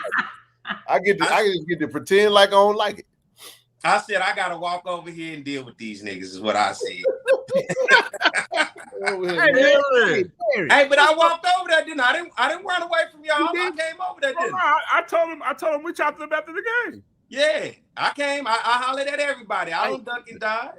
No, I told him we chopped them after the game. Hey, I want to know. Hold on. Before I said anything, but before you got here, Perry, I told everybody, I gave my soliloquy. I said, hey, you know what? Southern got some real legit pieces. I was like, they just got to make a change at quarterback. Well, J-Mac was walking around talking about, I'm glad Jason Brown didn't take the business. I'm glad. I said, you gonna change your mind for the game over with. See, don't compare me to the rest of them. See, I'm different. I ain't saying you was. I didn't say you was. Don't compare me to everybody else. When it comes to me, I'm different from everybody else. I said that before you came on. Straight up. I said that before you came on. I like, Southern got some pieces. They're gonna be all right. They gotta make a change at quarterback though. Hey man, personally, I mean, I didn't think Blood played that bad. I don't. I mean, he had some great throws. He had some good catches. He's a turnover machine. Right. I mean, you say he didn't play that bad. He only got 2 touchdowns in 2 games thrown for. And he got 6 turnovers. 6 turnovers in 2 games. So I would expect somebody from Jackson State to tell me my quarterback that you didn't think he played too bad because it worked out in your favor. This is why I'm sitting here right here because of that shit. You see what I got on? He gonna bleed out. He talking about the ball. He be bleeding the ball out, man. Perry, did you go back? Did you actually go back and watch it at the game? I did. Did you see what I was telling you about how he only stayed on one side of the field? I did. I was amazed that he threw to the right side of the field pretty much the whole game. Yeah, it is what it is. I don't know, man. I mean, y'all had some bright spots. Y'all got some pieces, but I mean, they not like for real. They do. They got to make a change of quarterback. You know what I said though, bro? When I left this, what you said? I said, man, this ain't. No, yeah, of course that. But I'm saying like, I was like, this ain't your typical Southern team like that. You know what I'm saying? Like that team that it just didn't feel like y'all missing. And I know y'all ain't happy about it. I know y'all ain't happy about that. When you go back to like the really clean era, when like that team, this team that y'all got right now don't put no fear in nobody, I don't think. But this is what's crazy about it. Believe it or not, y'all still got everything in front of y'all because y'all 0-0 in conference play. So y'all it don't matter though. Let me talk to you about something, right? Let me tell you something. So I'm gonna tell y'all from my perspective, right? Go ahead. The fact that I'm even sitting here in this shirt to let you know how far we fallen. The fact that I lost the bet to Jackson State and have to sit here in this shirt. But not only that, now everybody in the SWAC feel like because they smell blood on Southern, everybody feel like they can beat us now. I'm not used to that. Texas Southern, Alabama A&M, Alabama State. Yeah, we lose to A&M this weekend. Valley gonna be yelling out they can beat us. I'm not feeling that. I'm not feeling that. I'm in a different situation where I'm not used to everybody feeling like to compare themselves to Southern and feeling like they on the same level. No, they not. And now everybody feeling like they on our level. Everybody smell the blood and duly to put us in this situation. Well, the main thing of everything is that even though they have everything in front of them, every game, it's weird for them not to have any conference games. You go into Saturday feeling like every game is a must win almost. You know? And in real life, like we gonna go whoop them folks' ass. Like that's their morale right now. That's where we at, where they feel like they real life gonna whoop us. That's gonna be a tough game though, man. Honestly, I don't know who. You see what I'm saying? The fact that y'all sitting here saying A&M ain't beat us shit. Everybody on here was young the last time A&M beat Southern. Young people. It's been that long. The same way with Alabama State 2 weeks ago. It's been a long time. Yeah. So now we starting to lose the teams we not used to losing to, and you starting to see it. What y'all feel about y'all coach, man? Man, you know how we feel about it. I just told you. You have to ask that. No. I got a follow-up question. My question is, what y'all gonna do? Like, how his contract up when this year? No, he got a 4-year deal. He in year 2, and the deal was 4 years with a possibility of 5. I mean, let's just look at this then. Let me break this down to you because I'm still Southern. I don't want Dooley to be a failure. So I'm not going to come on here on this platform with y'all and act like I'm going to turn on my coach in front of y'all. Respect. Is it tough to watch? It is. You watched it just like we did and all the Jaguar fans and Jackson fans in that stadium. The thing is, it's hard to watch a brand of football that you, I, and everybody else know you got to make changes, right? You can see the stubbornness of not being able, because when your quarterback goes out and create more turnovers than he putting points on the board, at that point, I have to then evaluate and say, let me sit him down for a second. Let me just find a spark somewhere else, right? Let me just see if I can get something else going. And I think for the Jaguar Nation, when you look at that, it carries over from last year, the offensive struggles that we had when you saw us score 0 points against Texas Southern. You saw us struggle against Jackson State both times. If you watch the Bayou Classic, that was hard to watch for 3 hours. Then you come into, 3 quarters. Then you come into this year, you have the same struggles, different quarterback against Bama State. Then you go against Jackson State, and you saw opportunities in the game for Southern to at least make it competitive, right? So you're seeing these struggles over and over and over and over, and it's not giving you nothing to feel confident about as a fan base. Instead of moving forward, we feel like we're going backwards.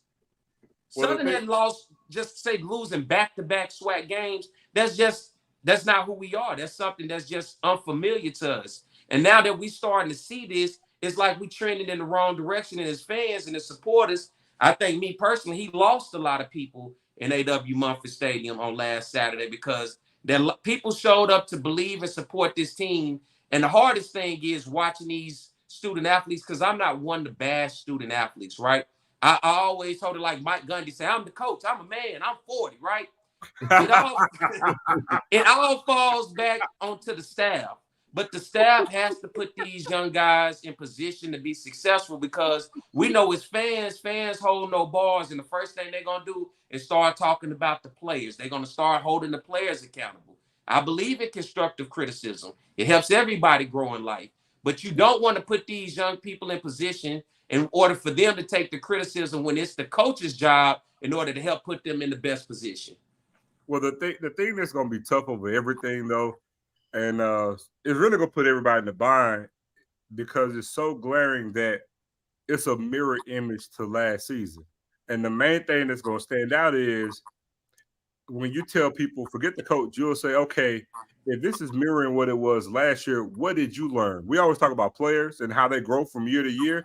But as a coach, did you grow and what did you learn from last season? Because if you go into the next year and you're doing the same exact thing into this season, where did you grow and where did you matriculate? You know, and how did you get better?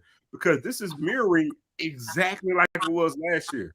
Brand new quarterback. He was on the team, but you got a quarterback that's playing, that's really getting his first time to start, and he's having the same type of lack of success just like the previous quarterback. And you're struggling. And honestly, I don't know the numbers off the top of my head, but I would venture to say that Blood's numbers in the first two games are worse than Bashawn McCray's in those first two games. You know, well, I would only say because we played Florida Memorial, then we played LSU. So, okay. You know, with this, and then the thing is, you're not looking to come into, you picked first in the SWAC West, right? So you lost to Jackson State in the SWAC championship the end of the year last year. Alabama A&M is picked third in the SWAC East this year.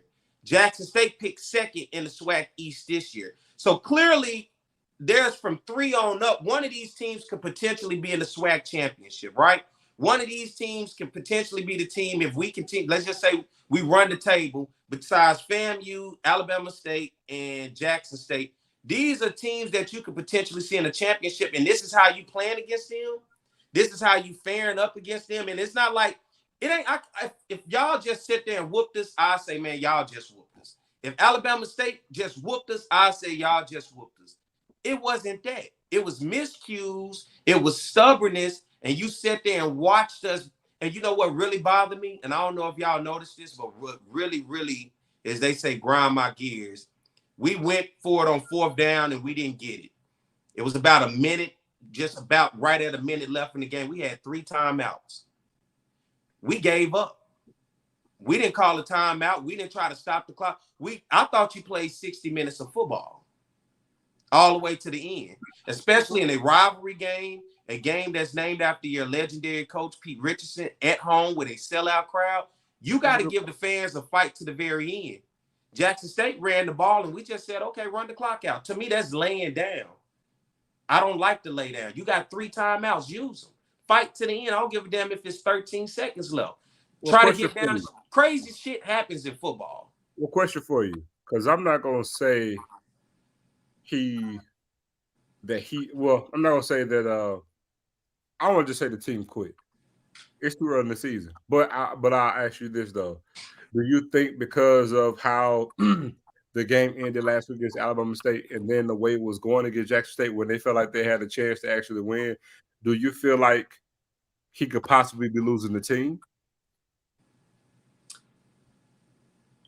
I believe that this team believe in each other. It's a certain arrogance, I think, that they have amongst each other. Okay. I don't know if he's losing the team because I'm not seeing that on the sideline where they. Well, I'm only saying it because it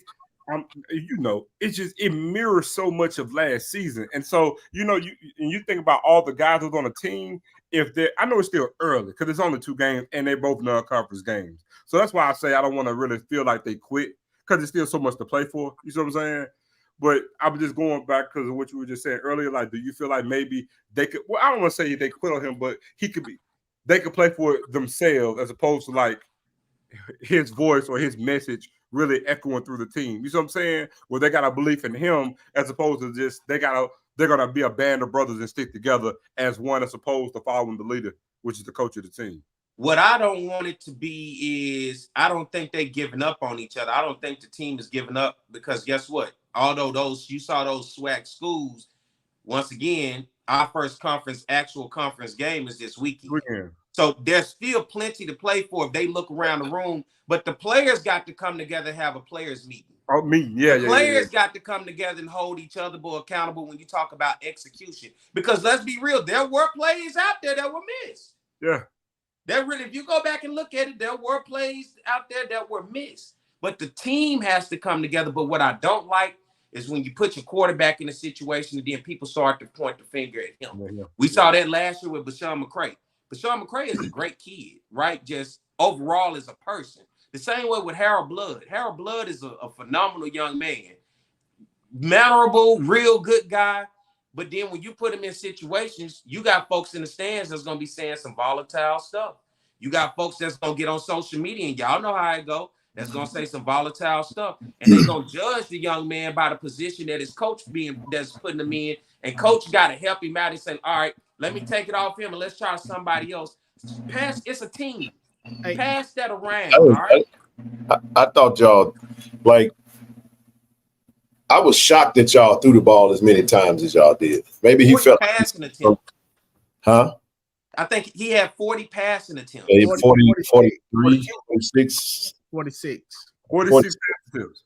46 passing attempts. Yeah, man. 5. Like I said, I didn't think if you'd have bet me if he was going to have over 35 again, nobody would have. I would have lost all my money. Nobody would have. I would say unless they playing from behind, but I think they felt like they had something. You know what I'm saying? Because the plays were there. You saw some overthrown balls. The overthrow definitely was one overthrow. He had one wide, I believe, for a touchdown. That was a touchdown. He severely overthrew it though. Like it wasn't like I just barely overthrew him. He like severely overthrew him. Yeah, because this ball, when you see it sails. And something else I noticed with him, he eyes his receiver. He stutters for a second and he allows the DB to then react and say, okay, because it's like he doesn't know the timing. He literally has to visually see you open. And he hesitates before he does it, and the DB is able to adjust and play on the ball. And that's, I think, is becoming his downfall with the turnovers. But the interceptions and the fumbles are killing us because it's giving opponents great field position when your defense is standing tall, but you are already leaving your defense on the field because you're constantly going 3 and out. Yeah. I'm going to tell you, I'm going to give you the perfect analogy. Minus a huge specials team play, because that's what we didn't have. The game against Southern was almost a mirror image of us playing FAMU in the way that they lost. Only thing was special teams. We didn't have like a kickoff return or anything of that nature, but it was special teams that actually led to points. And then it was crazy because I don't even know if you know this, but we gave up, I believe it was 7 third downs of like 3rd and 15 or more. So in a strange way, I gotta look at the time of possession, but it was almost like, man, our defense could get out the field, and shit in the second half, y'all defense could get out the field. Yeah, because Jason Brown, man, he was making plays on 3rd downs. It was like we were there, and he was just finding a way to get out of tackles to extend the play. Receivers breaking a route, finding soft spots in the coverage, and able to get 1st downs, and it just kept driving the ball. Wow, do you see that? Blood got 80 passes. Yeah, 81. I know. You ain't telling me nothing different. I've been at both of them. I seen it. 81 passes. Damn, I know that. Hey, let me say this, man. I hadn't watched Blood the way you guys have, especially you, Pierre. You've been to all the games. Just for my one game observation, looking at his numbers, man. He was 46. He was 27 for 46 for 255 yards, 1 touchdown, 2 interceptions. But you understand, the man was sacked 5 times. And let me say something about those interceptions. BJ was awesome climbing that ladder going to get that interception. You talking about in the end zone? Yeah, in the end zone. That ball shouldn't have never been thrown. He had a wild lane to run. And then another thing, I think that was who was that? Got the Hazel on the tip ball. That was Hazel. Yeah, I mean that was a great interception. You know what I'm saying? So I mean, now y'all may want to get on the coaches about the running and the passing, but just looking at these numbers here, man, and just watching the guy. Now, again, I hadn't seen him. I don't know about him looking off no players and all that stuff like that, man. But just the passes that he threw, called number 2, his receiver number 2, Allen, Cassius Allen. Yeah, man, he kept hitting that guy, going, especially on those long third down, 3rd and 14, 3rd and 15. He kept hitting that guy to the right, all the time. He threw a long touchdown pass. Now, that wasn't the worst game I ever seen a quarterback play. Now, whether they passed the ball too much or not, I don't know. But just in my opinion, he didn't have just a horrible game. Now, if he a horrible quarterback or bad, I don't know. I hadn't watched him like that or kept up with him like that. But just from this one game I saw and the stats that I'm looking at, the guy didn't do too bad. Now, again, you give up 5 sacks. And at the same time, he also don't play defense. So. But, I mean, when you're going 3 and out, you're keeping your defense on the field. TD, I'm going to just say this. When it comes to what they did on offense, it all actually reverts back to the quarterback. Now, let me tell you why. You look at it was a one-possession ball game until the middle of the 3rd, I believe. You ran that end around and your boy took off. Well, no, but see, y'all scored a touchdown right before then. Yeah, that's what I'm saying. It was 20-14 at that point. Yeah, that's what I'm saying. It was a one-possession ball game. And on that very next possession, the first play, you ran the end around and he took off. Yep. But you got to understand, there was some severe miscues in that game. Like, BJ Washington made a play, but then the ball should not have been thrown to he didn't see BJ. It was almost like BJ was camouflaged. He was. When he actually threw that ball. BJ climbed the ladder and got it. But he also I mean this. I really think if BJ hadn't got the interception, that still doesn't appear to be a surefire touchdown. I swear to God, because the way the ball was going, look at how BJ had the wide receiver would have had to go up to get it, but it was catchable. Right, it was. And he was ahead of the was a tip pass that the receiver actually should have caught. You know what I'm saying? But it tipped up and got an interception. But man, the thing that we're getting at is that, man, he probably had about, I'm not even exaggerating, he probably had about 12 incompletions that really should have been completions on him. 12. And that's the thing about when you're looking at this offense, that there are plays. So, people are on duly tough, but at the same time, with the play calling, you got to hold it accountable. Plays are there, but you got to execute the plays too. But then, although you find out your quarterback isn't executing the plays, that's when you got to go to your bench. You realize your quarterback might be rattled. You realize your quarterback not making the plays. You realize your quarterback is turning the ball over. Let me slow the game down for him. Sit down, son. Watch. Let's see if we can get a spark going somewhere else. But even with Jackson State, there were plays Jackson State left out there on the field.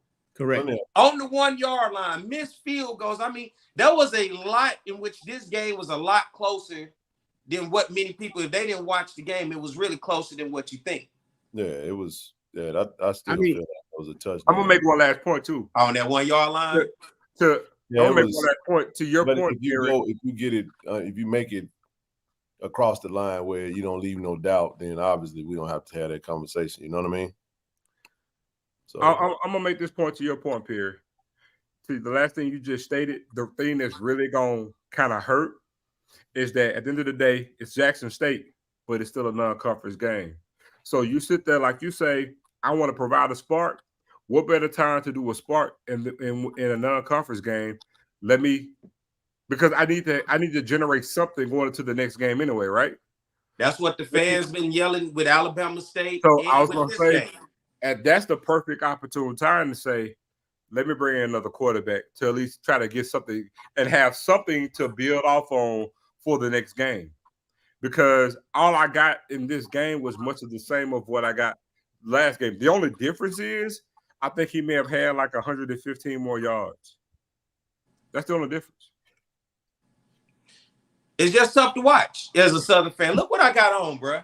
Just because Because of that. Look what I got on. Man, Never, never would I ever thought today. I've never looked fashionably.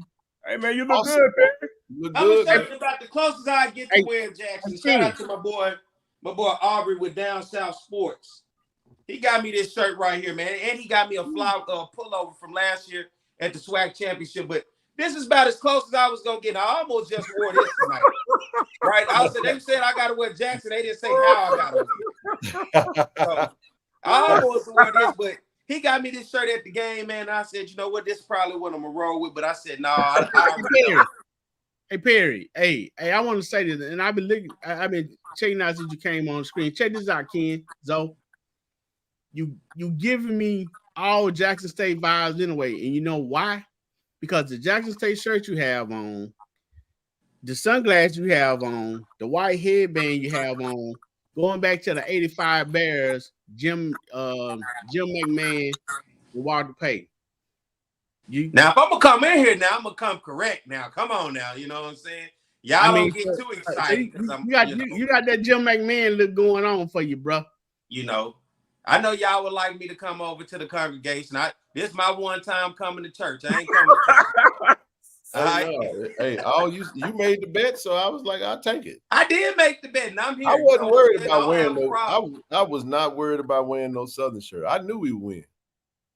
I had no doubt in my mind we was winning that game. And this is what I'll say. This is just being honest. I didn't think y'all did enough in recruiting, bro. And I was wondering, like, because Southern, I felt like y'all had a chance to, like, go for it or whatever. But I was like, I follow recruiting, and I'm like, did they really improve? Like, you feel like you this is what I'm saying. Not to take away from what you guys, and Ruben came in and he said it. He was like, we signed a lot of good pieces. Even the kid, like we was talking about it beforehand. Do you go to the freshman? You recruit the top quarterback in the FC, you know what I'm saying, in the state, right? Y'all got on y'all roster. Is he what's his name? He was like top 3. He came from Scotlandville. Man, I mean, how often do you get a player like that out of state Louisiana that's ranked as high as he is? I would play him to see what I really got. So that's my point with the fan base and how we're looking at this. Like, now is the time. Don't wait till conference play and then want to experiment. Conference play gonna be tough. This is the experiment time, and I'll take that against Bama State where the game's still on the line. I'll take that against Jackson State where you see you got a chance. But don't wait till October and November. Now you want to start the experiment. But because I saw that showed me you don't want to experiment. And now what it's giving me is giving me flashbacks to last year that you're not going to experiment. You're not going to change what you're doing. You're going to go for what you know, and you're going to stick with your guy. You just hope your guy will eventually click. And there will be a game where he does click, because the same thing happened with Bashawn McCray last year. Struggled. We didn't score against Texas Southern. Then he has a monster game against Prairie View. We scored 40 points. Yeah. Then it comes back. The only thing is like the analytics. I mean, he's throwing for, he's a 54% passer with 4 interceptions and 2 fumbles. That's how many touchdowns he's thrown? 2. 2 touchdowns, 4 interceptions, 2. So you got 7 points. You got 14 points basically, or 2 tugs, and you've given the team the ball 6 times. And this is supposed to be with a coach that is your offensive coordinator that at the same time is supposed to be the offensive-minded guy. He's supposed to be able to put your offense in a position to be able to be creative in order to put points on the board, in order to take the pressure off the quarterback and find ways to get your playmakers the ball. Hey, Perry, do y'all have FAMU? That's our permanent rival. Yep, that's why y'all rolled off the schedule. Yeah, man. Yeah. He'll come live and get something called Steve in this chat talking a bunch of noise, man. Oh, they ain't got nothing to do with me.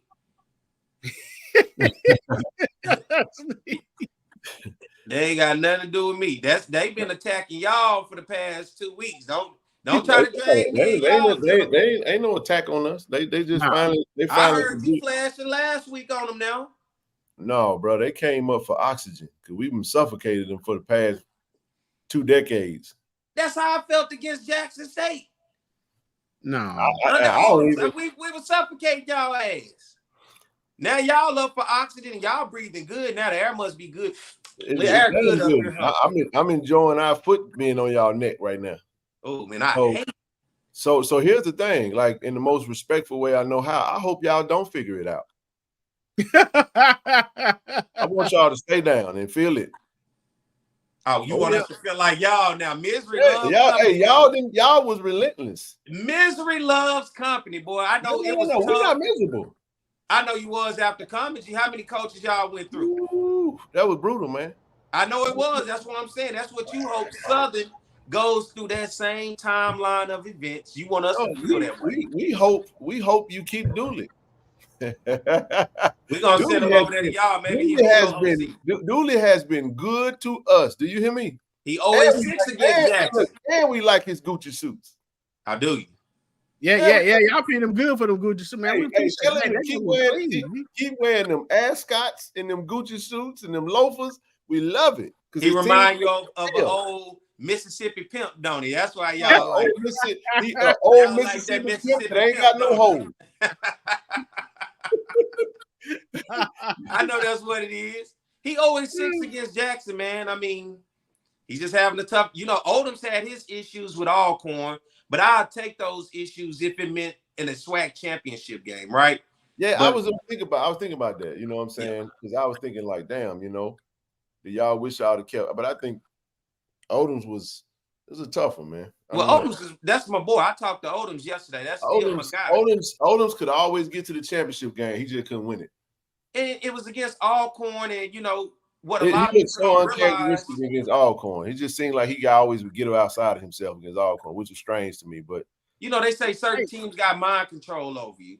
And early on, a lot of people got to understand, because see, one thing people didn't understand with Odom's and why I liked him a lot as a coach, the way he built this program from the bottom up with the young players going up. But then people got to understand, Southern dealt with APR issues. We didn't have spring football. We had a reduction of scholarships. He built a program, a championship program, off of walk-ons. Leonard Tillery, the SWAC's all-time leading rusher, was a walk-on at Southern. Yeah. You know, and so those are the stories that when you go back and you look at a success, because where Southern was at with APR, we should have been dumpster. We should have been at the bottom of the barrel. There was no reason, no way Southern should have been in competition every year for a SWAC West Division title. So I put a lot of respect on the coach that, considering what he had to deal with, which a lot of people don't understand it. When Alcorn was able to get transfers in, have a full allotment of scholarships, Southern was still competing with them for championships without those things. Because we had APR. You had to graduate guys out. You couldn't bring in transfer players. Hey, I got to pause real quick and just tell you why FAMU's championship was last week in their mind. Because EA on here talking about some kiss the ring. Y'all ain't won no ring yet, bro. Fam, you ain't. When was the last time they won a championship? But I'm telling you, like, for them to say kiss the ring, that means that they think they done won already. You ain't won none yet. Y'all gonna fumble the bag. Watch what I tell you. Just FYI. Now I'm gonna give y'all a scenario. Mm-hmm. FAMU does not have to lose twice. FAMU lose to, let's just say FAMU lose to Alabama State, hypothetically, and we beat Alabama State. Then you could potentially see us. It could be a three-way tie if Alabama State handles business, but Alabama State lost a mile, so I don't know. You know, well, it wouldn't matter with them losing the miles when it comes down to the. No, I know it doesn't. If that's another scenario that most people don't think about. Like FAMU lose, then it comes down to point spread, like who won. So at that point, if they lose to Alabama State, we got to go whoop them during our homecoming game just to really try to make it to where it looks that way. You know what I mean? But and you can lose games sometimes trying to prove and get beside yourself, trying to make up for that because you overly exert. That could become a factor. Not in a three-way. They don't have the tiebreaker in a three-way. If each team finished with one loss, that can happen. Like we can beat Alabama State and they win out in their conference, and then they can, you could lose to Alabama State and win the rest of theirs, and we could win out. You know what I'm saying, the rest of the season. Now you got a three-way tie. Or it could be with Alabama and them. It doesn't really matter. That's the other rule that people don't think about. A three-way tie, the three-way tiebreaker is a whole different ball game. It's like now they go to the points. That's the first That's the first nod. You got to go to the point spread. Now, we lost to FAMU by 18. You know, we'd have to beat them by 21, I guess. You know what I'm saying? And then FAMU would have to lose. So that's just another scenario for people. FAMU shouldn't. But it's so much football, man. We just mid-September, man. Today just September the 11th. And I'll give you another thing that could derail a season, an injury. You think, hell, Aaron Rodgers, the fourth player of the game, he out for the season because of damn Achilles. That's crazy to me, bro. That's crazy. I'm telling you, all it takes is one injury, one bad sack, one bad. Y'all think y'all want Musa to come out the game and let him go down and get hurt, and you go to Miritich or whatever his name was, and then y'all find out that, man, we missed Musa. He was, at least we were winning. You know what I'm saying? So, and that's what's been hurting Southern. Our O-line has been banged up. You know, you saw Jackson having a push and being able to have their way. Our O-line been banged up. And when you start to lose it on our level in the trenches, when you lose those ones and you having to go to those twos and you got, for damn sure, you got to get a 3. Oh, man, you know.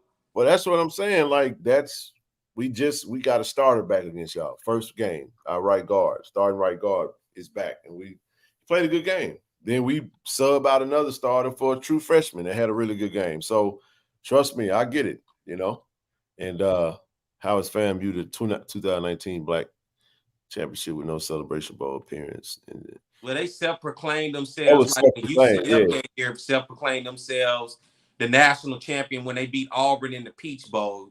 FAMU decided to do that because they beat A&T that year, and A&T we ended up going to the Celebration Bowl and beating Alcorn. So FAMU said, well, hell. But that's your fault because you didn't have your house in order to be able to go. You can't get a championship and you didn't play in the championship game.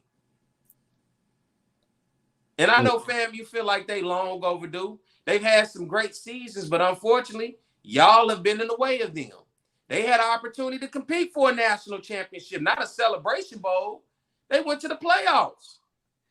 No, I just explained that. It's not that way. If I said it, if FAMU loses to Alabama State and we beat Alabama State, there's your 3-way tie. Or Alabama A&M. There's your 3-way tie. That's what I'm saying. So it's easy. We already lost to FAMU. So whoever they lose to, you know, we got to beat them. And now that creates a 3-way. But we don't know. We don't know how this thing going to play out. Ooh, I know y'all praying over there. Y'all want to get back to that guy. Honestly, you know what we want, man? We want, let me tell you what we want, bro. What you want? We just got to beat. We got to go see what happens with Texas State. But we just got to beat Bethune-Cookman first. Uh-huh. I checked out their quarterback today. What's his name? Sprague. Solid kid. He was the number one. I think I got something on him. What did he do? He was the number one JUCO quarterback. Yeah, Luke. He went 23 of 29, 223 yards. 2 touchdowns. With let's see who they play. Savannah State. Yeah, he had a solid day. Yeah, he only had 6 incompletions, 2 touchdowns. I mean, I watched it. There was some short passes, but I mean, he was the best quarterback in JUCO in this past season. And they signed him at the end of July. So for those, he literally just got with Bethune at the end of the summer. So big kid, we got to go hit him. That's simple. So we'll see. Just take this L to Texas State right quick, huh? Man, Texas State gonna be a hard out, bro. You know what I mean? We got to go and see what we can make happen. I don't know what it's gonna look like. We're going to go win. You know, we're going to go be competitive. We're not going in there to lay down. Trust me when I say that. But like I said, anything can happen, man. It's supposed to rain. You talking about staying healthy. This is the type of game at this point let me ask you this. You damn sure want to come out healthy because you're talking about getting to Bethune-Cookman, but you got to make sure that you can keep those linemen fresh coming out of this game. And Irv Mulligan, I know he's going to want to run. Jason Brown has already kind of dealt with a little something. So you want to make sure guys can come out of there healthy because a game like this at this point in the season, in week 3, and you guys been playing since week 0, you already put yourself in a position with 4 games by mid-September to where, you know, you want to make sure you get out not banged up. That's true. That's with every game. But that most definitely. They got a big team. I watched their highlights.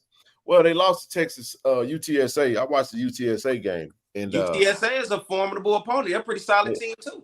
They are, man. That was a physical-ass game, bro. Like, I already see who we're going to have a problem with right now. That, you know, the white wide receiver, number 18, he going to be hell, man. And then you got TJ Finley, their quarterback, came from LSU. They got a huge offensive line, man. A huge offensive line.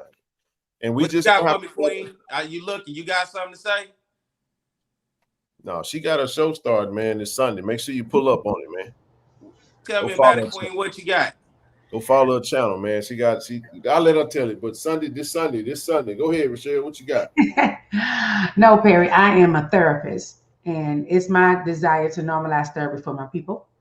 But September is Suicide Awareness Month, and it is an epidemic with our Black children, especially our Black boys, contemplating suicide. So I want to educate our family. I want to educate uncles, brothers, cousins, because a lot of us don't know what to do. If our child tells us that, then we kind of get crazy and walking on eggshells and don't know how to handle it and don't know what to say. So I want to empower us to have these real conversations, because our kids haven't been the same since COVID. Ever since COVID, our kids have not been the same. And I think a lot of people don't realize that. So talk to your kids, listen to them, don't talk at them, talk to them. But our kids haven't been the same since COVID, and they still are struggling, and we think they're fine, but they're not. So I just want to educate and introduce myself to the YouTube channel we will have a whole lot of different conversations, but I just wanted to do this one since it was Suicide Awareness Month this month. So I just wanted to educate us as a people. I ain't been the same since Saturday, so shit, I guess. Hey, we gotta make sure you good, bro. We had to check on you because we know you was wearing that fire merch today. Man, y'all didn't come check on me. I had to come over there to y'all, man. Y'all wasn't looking for me. Hey, how many rounds you made today, bro, with that shirt on? I ain't make that many rounds. I ain't trying to be seen like that. I know y'all would love me to be seen. I ain't trying to be seen. I'm pretty sure it's been so many screenshots and it's good though, man. Just consider it swag love. That's all. It's swag. You a good sport. You a good sport. Oh yeah. Yeah, he really is. But everybody said you was looking like Walter Payton over there with 2 glasses. I'm telling you, man. Walter Payton. Man, yeah. Man, go look at the old Bears, man, with that white bandana and those shades on. Yeah, with the white, especially with this. That's how Walter Payton wore. Sweatband, yeah. Yep. Well, I guess I came on. Y'all want me to be J State? I mean, when the last time is this the official one? What would y'all like this one? That's the old school Tiger, ain't it? How old this Tiger is? It don't matter. It's a Tiger, baby. Oh, okay. Yeah. But you know what? It's funny when you was on the field and Ken gave you the shirt. You was like, man, I gotta go find me a Jack State shirt, man. I was like, boy, this guy's a true sport, man. So man, good deal. So what's going forward for you guys? Who you got next? Got Alabama A&M this weekend. Is it going to be at home or y'all going there? It's in Baton Rouge. Oh Lord, he can't lose another one in Baton Rouge. You feeling me? Ooh, if y'all lose 2 at home, yeah, it's gonna be a whole situation for y'all. A whole situation is already won. We 0-2, bro. I don't think y'all understand that. 0-2. Oh, y'all do understand that. Y'all been there before Jackson State. Y'all do understand. I got selective memory, bro. Yeah, you do. That's right. COVID, she said, ain't nobody been right since COVID, so I understand it. Y'all forgot what life was like before COVID. I get it. I got brain fog. Yeah, I'm sure. You know what I'm saying? Ooh, you threw that back. Y'all act like that was 10 years ago. But getting paid. All I know is that when prime time showed up, everything got erased prior to 2020. Don't remember nothing.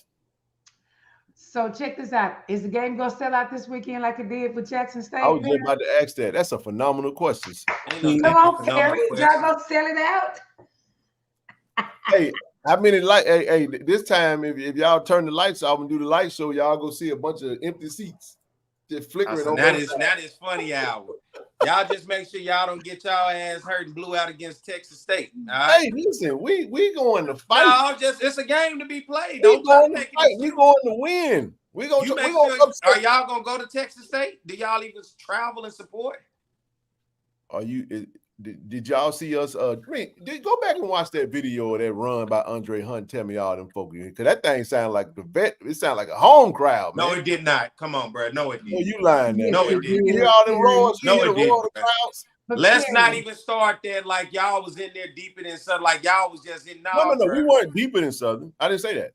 No one said we was. The crowd sounded he acting like it. No, I said it sounded like a home game at the vet. But I am getting the question. What I am saying. I am saying to you that when you saw Brother Hunt running down that sideline, blowing past your slow DBs, like I told you, you did. You heard the roar. What's your point? You heard the roar of the crowd, man. So yes, we tried. Yeah, I heard the band and the people that was sitting right there. No, the band wasn't playing. The band wasn't playing. Perry, focus on me. You still didn't answer my question. You deflected. Listen, the person that recorded that was Ashton, and he was in the far end zone over there behind the field goal. So he recorded it from the angle of him running, and you can see the people going crazy. Just go on there and take a look at it, brother. It was beautiful too. I know it was. I'm watching nothing y'all doing, bro. I was there. I don't need to replay it. I was there. That's for the people. He saw he scored. He hit you with that shimmy. That's funny, ain't it? So now, what you asked me, Queen? Because y'all asked me a million damn questions. Pierre, what I asked you was, are y'all selling out this weekend? Since y'all talk so much trash, I know because y'all come hard. So are y'all selling out this game?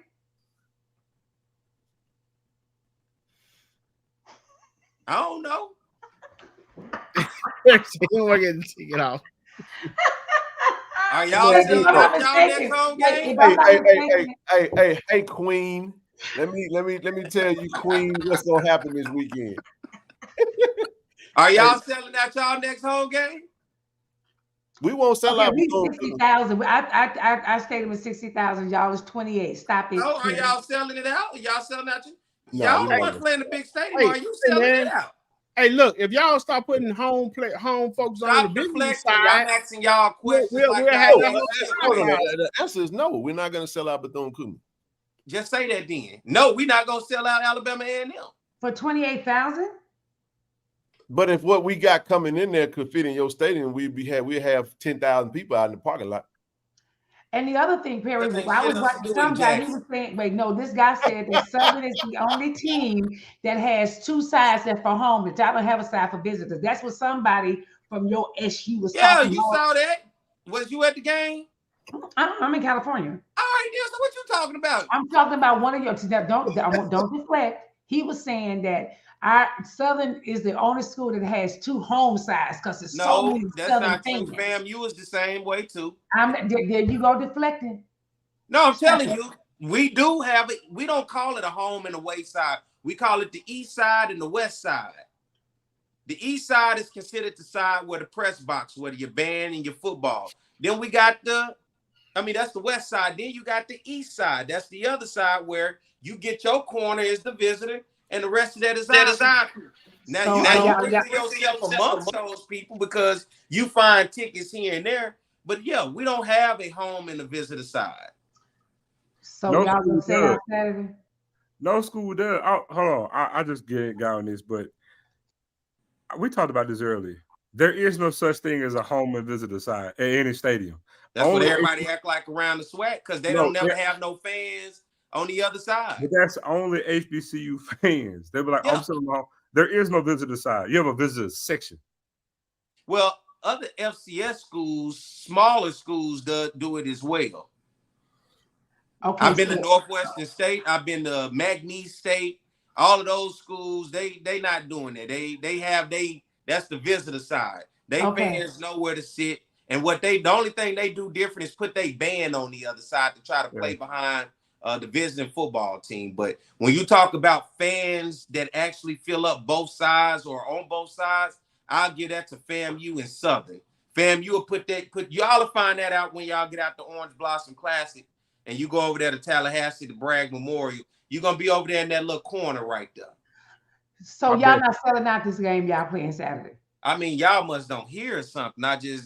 Y'all got the hardest. What you want me to say? Y'all You got the asked hardest same fans in the thing world. 16 Y'all got the times. hardest fan. And let you tell it, Jackson State wasn't there on Saturday. It was all y'all. I So said y'all y'all was there, gonna but be you at not. It Saturday. ain't what you think. Whatever. What we think? See, because she being sassy. That's sassy. I'm not being sassy. Yeah, I'm you are. being That's all the way sassy. wrong. You asked me the same question 6 times, and I done told it to you. But see, you a therapist. You playing mind games. I understand. You playing mind games. And what you say, kid? What you doing? I'm not playing mind I ain't games. doing nothing. I'm just talking directly to you, brother. I'm Yeah, having a talk to me, brother. conversation. Huh? Listen. Let me. Okay, listen. Let me say this, because I mean, outside of JSU and Southern, because I live this. I don't know why, because I've said this before. I'm speaking to us. Man, what kind of math you got? Come on now. Because look, even it wasn't 90%. 90% I'm gonna say it was more. I'm gonna probably say more like 75-25. That's what it was. 75-25. If you want to say 25, it was 70-30. Just stop, bro. Y'all just stop. 75-25. If you want to say 80-20, that's fine. 30. But we were in there. We were in there. We were deep, man. But here's the thing that I want to say, and I'm because it was like, oh yeah, we came to Jackson and took over. Like, no, you can bring more bodies to Jackson because it's a bigger stadium. Because the thing I try to paint them, like, if Jackson State had a 28,000 seat stadium, what you saw on Saturday would be the same thing you would see at Jackson State home games. It would be the exact same thing. And I'm like, you can bring more because we have more available places for them to actually get to. So and it's because nothing is happening in Jackson, Mississippi. I've been there. Look, we in Baton Rouge. You got options. You can go to. First of all, that's wrong. Did you stay in New Orleans? I stay in New Orleans. Well, I live in How New close Orleans. is New Orleans to get to here from here? So you got somewhere to go on the weekend where you can go there and come right back. You can go to Lafayette. You can go to Houston. You go across town to LSU. You got plenty of shit to do in Jackson, Mississippi. What do you have to do on a Saturday? Fry fish, listen to the blues. The same thing. Wave at everybody driving by. See that bullshit right there? I'm asking a question. I'm saying that's what they do. You're talking like Baton Rouge is New York City. Come on, I'm not saying Baton Rouge is New York City, but I'm telling you, Baton Rouge, there's things to do in the area, right? In Jackson, Mississippi, there's literally nothing to do on a Saturday. That's not true. What would you do on a Saturday in Jackson State if Jackson ain't playing? I'm gonna be honest. Hold on, period. I lived in Baton Rouge. We got everything to do. Hold on. The same options you have in Baton Rouge, I have the same options in Jackson. Facts. Like what? Give me 5 options you got in Jackson. Anything that you can do in Baton Rouge, I can do in Jackson. If you can listen, if you're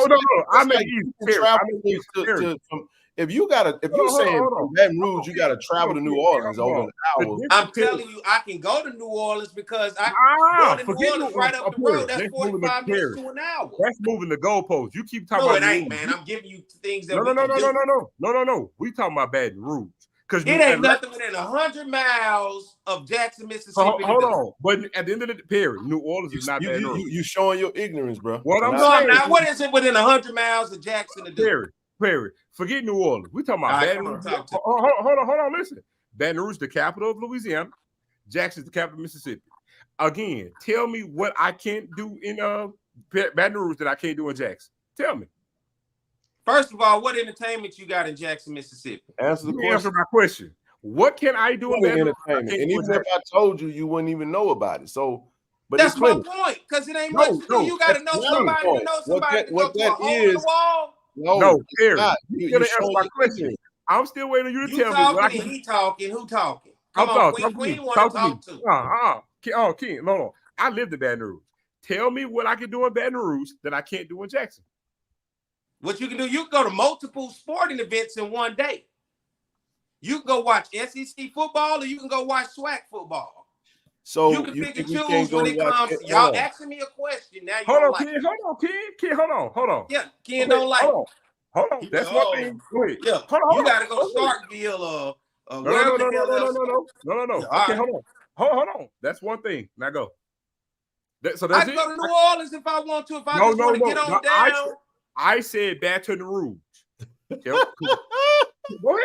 I can actually go to restaurants and do shit. I ain't got to go to. Now let's talk about it, because y'all don't go to restaurants in Jackson. Y'all go to all the little towns that's around. That's a lie. That's a lie. Let's not act like that's all what y'all crazy. Ridgeland and That's all a the other little That's crazy, That's man. See, Perry, let me give you a distinct difference.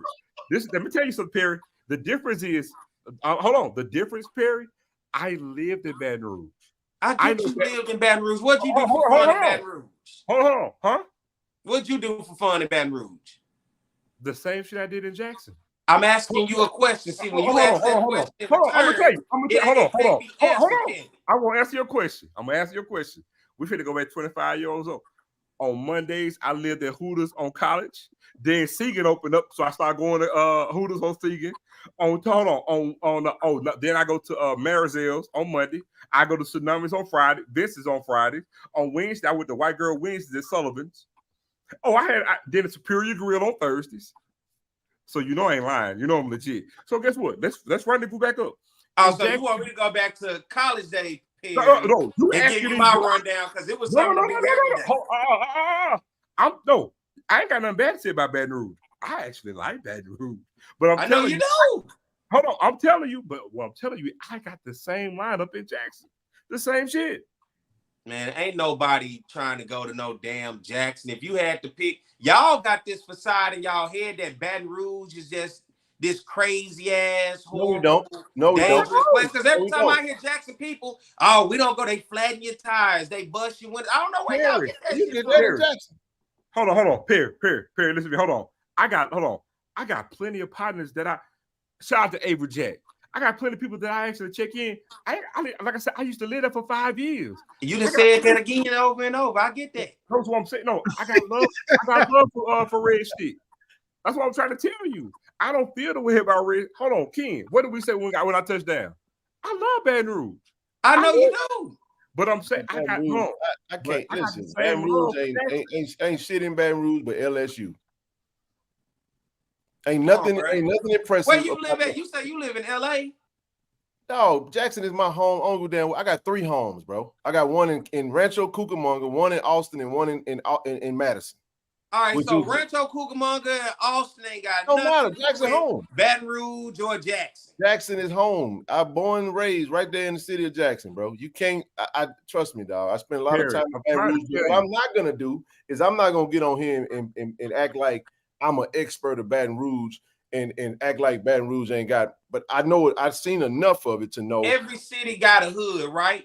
I've been to Jackson. I've been to Valley Street. I've seen the hood. I know where it's at right around the corner. Valley Street, the only place you went to. Trust me when I tell you, you ain't seen Jackson. Bro. I've been into some slum. My aunt lived in Jackson, Mississippi. With the Valley, they got a master's from Jackson. No, I'm not saying he don't know, but I'm telling you right now that if you're gonna sit on this screen and tell you, I've been to Jackson. Are you underestimating? Let me stop for a second. Let me stop you, bro. You cannot sit on this screen and talk like you a damn expert about Jackson. I'm not acting like I'm an expert. The folks that live in Jackson, Mississippi. I'm somebody who's been to Jackson, though, and because I've been to Jackson, I don't have to live in Jackson. So what you're saying is that there's not a lot of things for you to do in Jackson. You don't feel like there are a lot of things for you to do. I don't say there's not a lot of things. It's always different for a local, right? Then why have the conversation? Because what I feel about Baton Rouge, you're gonna rebut it. And please don't tell me that because y'all share a city with, honestly, that PWI that's sitting in the heart of the city is probably why the city gets a lot of what it get anyway. You know that, but that is what it is. So the same way like them little towns around y'all, because white folks getting what they get. It is what I ain't denied it. Right. I ain't denied it. No white folks leave Jackson and they go to Starkville and they go up there to Ole Miss. They go over there to Hattiesburg. Starkville and Ole Miss got their own following, so it is what it is. I know, but them white folks coming from right there at the capital city and them surrounding areas. Is because they are alums. That's simple. And they all ain't alums. They just fans because everybody going over here to LSU ain't a damn alum. They just fans. But I'm not going to sit up here and hang on. So you're telling me that LSU is something you excited about for the city because y'all got something to do. You can go over there to LSU. I don't give a damn about Ole Miss, Mississippi State, USM. I'm saying, what are you talking about? You talking about you using LSU as a landmark for what y'all. What I'm saying is, you ask if it's something to do. If you like good football, like you say, If you want to see SEC football, you got to be care a fan about LSU football. Maybe it's, but I understand. But here's what I do know. I understand that if you live in the city of Baton Rouge, it might be different for you. I don't care about the state. I don't care about the PWIs in the state of Mississippi. I don't give a shit about Mississippi State, Ole Miss, or USA. Close to you. It's far. It ain't because they ain't close to them. It's because my love for JSU don't allow me to like them schools. It's because of what we put into what we do, and that's what makes us say I love LSU because I'm not an LSU fan. I didn't say you love them. From Louisiana, but you mentioned them. Because I live here, bro. I live 5 minutes from LSU Stadium. It doesn't matter. Mississippi State is in the heart of the city of Jackson. I ain't going. I ain't. Would never attend a Mississippi State game. Is what you when tell Jackson me. State played them. Even if Jackson State had a bye week, you would never go to Mississippi State had a home game. You would. I ain't going. I'm telling you, no. We're wired differently, bro. But maybe, and it's okay. No, we're not wired differently. Yes, we are. I'm black, just like you. But because I decided to want to watch some football, you making it about because I get it. I'm not. What I'm saying to you is no. What I'm saying to you, watch SEC football. Excuse me. No, I don't watch it like that. I keep up with scores to have something to talk about, but I ain't sitting down saying, "Oh, I want to watch this." You got to understand. Really? This is what you're showing me is you obviously don't know me, bro. Like you think you do. I'm asking you a question. I'm telling you. I'm telling you. It's not even. This is what I'm saying. I don't have a problem with anybody. Anybody that know me knows I don't give a damn about none of them PWIs in the state of Mississippi, and I don't mean that disrespectfly. I wouldn't either. So, Mr. Perry, repeat that. So what I'll say is this right here. Now to your point. I went to UT games when I lived in Austin. You know why? Because I got free tickets. You know why? Because the person that does UT athletics is a Jackson State alum, and he gave me free tickets, but I wasn't paying to go. Right. And I'm not paying to go to no damn LSU. No. I'm not saying that you are. I'm saying I get it. Living in the city of Austin, I play basketball with all these dudes that went to UT. I'm like, I'll go check it out. But I was a fan. The same thing that I'm saying in Austin. I was a fan of UT football before I moved to Austin, though. But if you in Austin and it's a Saturday and UT has a game, that's something to do, is what I'm saying. It is. I'm not saying that. I'm not saying that. So what you're saying is this. So what you're saying is Baton Rouge and Jackson are very similar, with the exception of the presence of LSU. And what I'm telling you is this simply: because LSU sits in the heart of Jackson, I think Jackson would be a whole lot more better if Ole Miss sat in the city of Jackson as opposed to just University of Mississippi Medical Center. But y'all made my point by bringing up saying about LSU, because guess what? Your point was with nearly 30,000. Don't you think it takes something for people to do? Your point was Jackson ain't got shit to do. That's what your point. That's my point. It ain't as much as your point is wrong. Your point is wrong. How? Okay, check this out. Mr. Perry, repeat after me. Never think, I'm serious, never think people think the way I think. It's just that simple. Listen, hold on, Mr. Perry. Because I'm not here for the mind games. Perry, the other part is that, Mr. Perry, you're not listening to hear, you're listening to respond. He's not listening to hear. I don't have time because if he was to listen, because see, look, y'all, what Ken does, he even overtalks his own guy. Ain't no overtalking shit, bro. I'm telling you, you can't come on here and tell us about Jackson. You can say I'm telling you about Baton Rouge when I'm telling you, because you asked me what is it about. Zoe asked me what is it about. Zoe had that conversation. I didn't chime in. Not listening. I chimed in with this whole conversation when you said there was nothing to do in Jackson. And what my answer to you is, you're wrong. Because you won't listen to allow me to speak. Because every time I open, like you're doing it right now. You explained it. You're doing it right now. You've explained it. You know, how am I explaining when I'm trying to and you talking over? I'm saying you explained it a minute ago. You brought up LSU. Repeat what you said again. You brought up another point, bringing in. You brought up LSU, not me. Listen. That's all I'm saying is listen. I've been listening. See, he's so quick to respond. You can't. First of all, you're not gonna control what I say. I'm not controlling what you're saying. All I'm asking you to do is listen. Go ahead and make your point. My point is, you brought up Austin saying UT, and there's something to do because somebody give you tickets. My point was when you asked about Baton Rouge, and there's something to do, and I said, yeah, because we have LSU and Southern. When you got a stadium that holds 30,000 people in a school that can generate thousands of people to come to a football game just as Southern, then on the other side of town, you got a stadium that holds 102,000, probably with 200,000 people around that stadium. Don't you think there's got to be some form of entertainment, food, and a lot of things to be convenient to hold that many people in one city? And that's what I'm telling you, because that type of entertainment that draws people in from all over the nation and all over the state seems to give more entertainment than what the city of Jackson, because you got Jackson State. Hold on. That's what I'm saying. And what I made the point was the people that's around Jackson and Ridgeland and all them other areas, they leave and go to that Starkville, them white folks. They go to Starkville and Hattiesburg. And that's my point. Two things. First of all, I didn't ask about Baton Rouge. That's the first point. But you're making a point. No, listen, bro. You just like you told me. I didn't chime into the conversation. This ain't my battle. I'm telling you that you're wrong, and I'm okay with the disagreement. That I'm wrong. No, you wrong about my city. Yes, you are. I'm not. I'm speaking about Baton Rouge. I'm just letting you know. I'm not even. Hold on. Hold on, Michelle. I'm not even dispelling Baton Rouge because that's your reality of your town.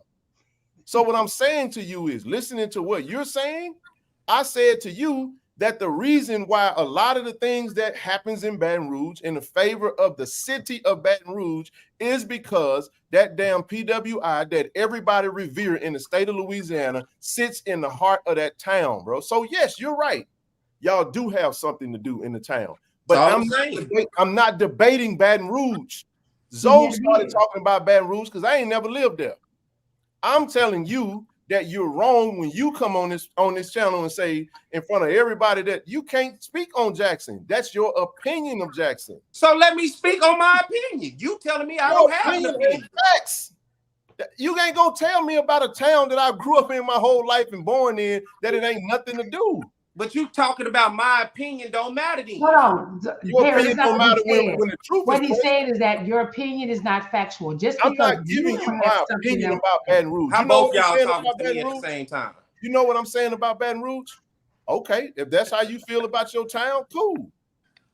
But I'm telling you that they very similar. If you go back and listen to what was said, Zoe chimed in when he talked about Baton Rouge. I don't know enough to dispel what you're saying. I'm telling you that you can't come on here and say ain't nothing to do in Jackson. TD, what you got? Hey man, I appreciate you coming on talking about the game, man. Yeah, I'm just out here fucking with y'all, man. It wouldn't be right if I come on here and not fuck with you. Hey, man, you been doing that. Watch your mouth. Thing, but this we don't do F words around here. Are you gonna use the F word? Hey, so that's what I got, man. I mean, I think you're a true sport. You know what I'm saying? You lived up to what you said, and the fact that when you was on the field and Ken gave you the y'all, please do me a favor. Do me a favor. I got that shirt too. Do me a favor, everybody. Please don't tell me what to talk about, and don't tell me what to address. Don't tell me what to do. Nothing. I trust me. I'm in control of that. Don't do that. I am. And I ain't Perry. No, he's showing his own ignorance, so I ain't worried about it. I'm out here messing with you, man. You think I'm gonna come on here and you said it was a clown show? I'm good with it. I gotta come on here and mess with you. If I gotta say a little something that's gonna get I'm just saying, like, hey, folks say a lot of shit about Jackson, whether folks think it's the word. We always been there. That's why you made the point as to why we are the way we are. Y'all getting your feelings right quick. No, because the shit that came out your mouth, now you starting to understand why we go the way we go and why we get down the way we go down. And when we stomp on y'all neck, why we treat y'all the way we treat y'all. Gloat and feel good. Congratulations. Y'all got the dub. I get it. And it feels good, right? This is who it is. You got her over here ready to show me, hey, Perry, repeat after me. Hey, listen, honestly, bro, you came on the platform and came in here with your chest stuck out and talking about make a bet. And then when you got your chest caved in, you got to wear your damn. I'm still in here with my chest stuck out. I'm just going to mess with y'all while I'm in here. But you can't mess with us, beloved. Oh, come on now. Come on now. Come on now. I'll say this. Y'all so uptight up in this thing. Ain't nobody Ain't nobody tight, boo. Look at y'all. Y'all want to be, you can't mess with Okay, us. Perry, you starting to act. You can't do nothing with us, beloved. Perry, you starting to act sassy. Stop that. That's you. I'm just mimicking you. It ain't got nothing. That's a whole man right here. Let me tell you what they're trying to do. This is what they do. Just like when they get their ass kicked, they divert to all the troll tactics and the offset. That's clearly what y'all do when y'all control. It's all good. You know what it is. And I'm gonna say this, and I'm gonna be done with it. I'm gonna say it again. I really sincerely hope everything goes wrong with y'all program. And nothing goes right. I hope your quarterback throw 5 interceptions a game and your coach don't win another game. And therefore, when your team suck, you can go and watch all the LSU football that it is. I guess neither one of us will be in the SWAC championship this year, then, huh? I guess so. If that's the case, whether we suck or not, and y'all don't make it, y'all in the same boat at the end of the game. No, we don't care about other schools like the way y'all love on them. You just said you hope everything go wrong with my school, so you care about my school. I'm talking directly to you about you and the school that we just beat. Okay, you care about us. And what you can do, Perry, what you can do, beloved, you can go get on a SU channel and do these things yourself. Oh yeah, I know. But come on, y'all. How about y'all come on over to that channel? You know why we won't?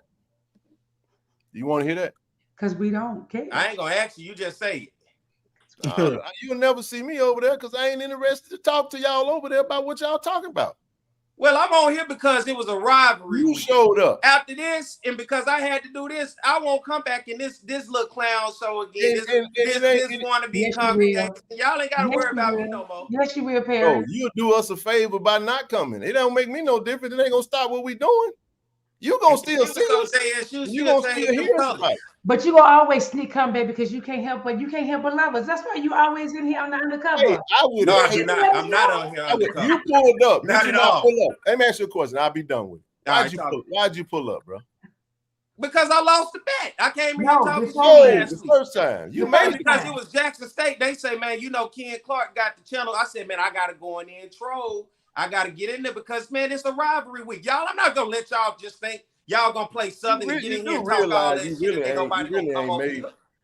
I hope tonight we gave you enough time to feel better. Bless your heart. Bless his heart. If I had to wear, you know what? I got to be real with you. Y'all like to play the. If I had on a Southern shirt today, if I had on a Southern shirt today, a mustard color Southern shirt, I would probably act a fool too, bro. I see why they call this a coat, boy. Y'all try to.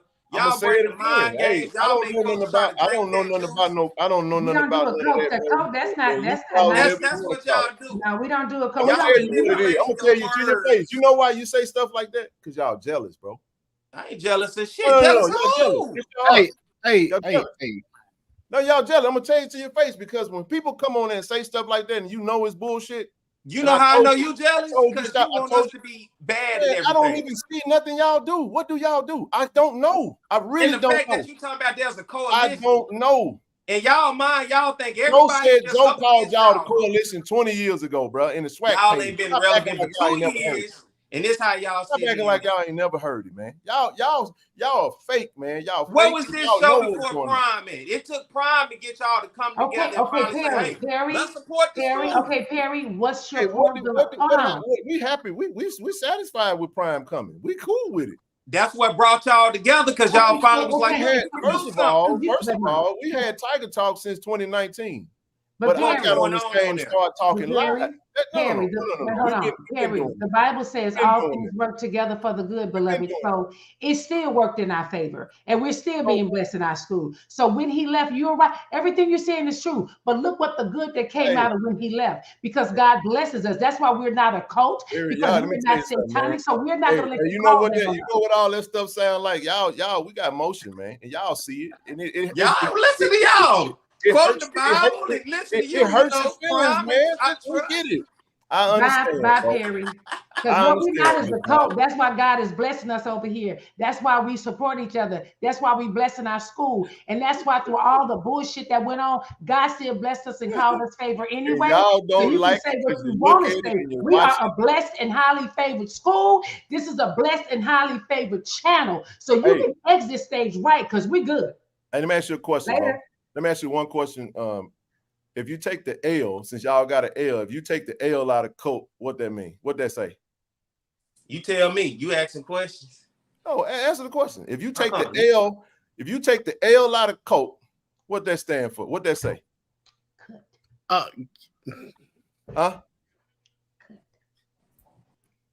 It say cut. I knew you was going to do that. That's what it say. Now you take your L and you take your coat talk and all the little hate that y'all got, and do me a favor. Don't bring your ass back over here. We never got to talk about it again. Now to the supporters of this channel, you never got to worry about that no more. And to everybody that rock with him and the shit that y'all say and all that, all y'all can kiss my ass. And the cult talk, and I mean that. I stand on that. That's horrible. I'm just saying, I stand on that. Don't play with me like that. Now we are not a cult. That's offensive. That is now so go where you gonna go and you can take that JSU shirt off and wipe your ass with it for all I care. We ain't never got to have another conversation. But what you're not gonna do, don't come on here and try to over talk and all that old troll stuff. I'm gonna over talk and then I'm gonna troll your city, talk about your city. Come on, dog. We ain't got to do all that. We ain't got to do all that. I don't know enough about Baton Rouge to even say what I say. But I ain't gonna. You sound like a damn fool to be on here talking about Baton Rouge is better than Jackson because we's got us a SEC in our town. You sitting over there in Scotlandville that look like the Wild Wild West. Wow, when you ride past the beautification of the city because of it, man, stop playing with me, man. I'm gonna hurt your feelings if you want to go there now. So just leave me alone and let me stay in my little silo and you stay in yours and you go do whatever you do. You know what I thought was interesting? That he could not believe that you wouldn't go visit any of the people. I'm at this point, Rochelle, I don't give a damn. None that dude just said. I'm over it. It's done. And I don't even see this is the beauty of this show. I can actually delete this whole episode and act like it never happened. Because it's a lot of cuss words. It ain't got to stay on the channel. I don't care nothing about that. You see what I'm saying? It's cool. That's true. It's all good. Dr. James still say my kin is back. No, I let him have that moment. And this is what I'm saying. Anytime people come on you and try to denigrate what you're doing, it's centered around jealousy. Yeah, it is. Ain't that right, Mr. Campbell? You know what it is. Y'all sit over there in your little hate, in your little JSU hate orgies and stroke each other. Ooh, you hate JSU. Ooh, I hate JSU. Fuck out of here, man. Hey, why I'm telling you rock with y'all? I real life. I only talk to y'all because it was SU hate week. And I tried to be respectful, but I hate everything about that damn school. I do. I hope they lose everything. I said it. Yes, I said it. I ain't no fan of SU. So I'm sorry. We're gonna move on to Texas State, but today you're gonna get that work. Y'all gonna sit up and act like y'all don't hate. Y'all hate all things Jackson State. That's why y'all sit over there. Y'all run and do whatever y'all do. I don't care. I am not looking for friends. I don't care about friendship. I ain't friends with none of y'all. Not. I don't care nothing about none of that. No, you find it blows my mind. You struggling with the idea of the fact that, oh man, how could you mean to tell me if you no, I'm not a fan of them schools. And I don't disrespect to none of them people that went to them schools. I don't care nothing about the states in the city. Don't tell me to calm down. I'm cool. Stop doing that. Don't tell me nothing. Don't tell me nothing. I know how to hold my own. I also know when the you understand what I'm saying? I know when to go there. We cool. We good. It ain't personal. Don't tell me nothing. Don't tell me that though. I'm good. So anyway. So how question? How the girls' soccer team looking? Did you say? Oh man, I ain't looked at no soccer right now. Okay. We talking about football. Okay. No, we good. That's what it is. So what they do is this how it works. You lose, and since you ain't got nothing to say, you resort to insults. So and that's what we do. Yeah, that's unfortunate. You know what I'm saying? I apologize, Mr. Red. I'm good. I'm good, man. Y'all know this is what I actually I don't bother nobody, man, in these YouTube streets. I keep to myself for good reason. Because every time blocking people is good for your mental. You got a therapist sitting right there. It's good. I don't have to read everything. I don't have to see everything. You understand what I'm talking about? So yeah, there we go. Relax, relate, release. I know that. I love it. Okay. So can I ask you, Ken, about the team Texas? Is Texas State is a big school like all the other schools because it's in Austin, right? No, Texas State is in San Marcos. San Marcos is 30 minutes from San Antonio, 30 minutes from Austin. It sits smack dab in the middle of Austin and San Antonio. Oh, but all of Texas, is that a state university school? Is that a state Texas school? State, yep. The Texas State Bobcats. They are so here's the thing about Texas State and Austin. UT, you have to have, I think you have to be within the top 10% of your class, your graduating class, in order to be accepted in UT. Most people don't know that. Wow, the whole school? They have some tight admissions. So so what happens is you get a lot of kids that leave Austin area, they go to Texas A&M. But Texas State is one of them schools that area gets a lot of them. They got a really big student population, by the way. I saw that. That's what I was like, but there's so many, all these schools are huge. Oh, it's Texas, man. It really is. Hold on, let me see. Their enrollment 38,808. Oh wow. So they got 38,808. Were they ever ranked? Are they ever ranked? No, they're not ranked right now because they hold on just a second. So UT 51,000, right at 52,000 students enrolled. Texas State 38, right at 39. Texas A&M 72, right at 72. 1,000? Yeah, that's bigger than my city. It ain't even close. So again, when I say in relation to the conversation, like this is what folks need to understand, man. And I'm sorry, bro. Like, let me say it this way. Let me scale back. Let me tone it. Let me pull it back. Let me pull it back.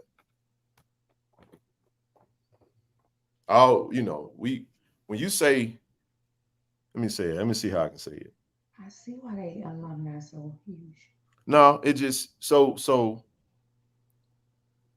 we just talked about this from a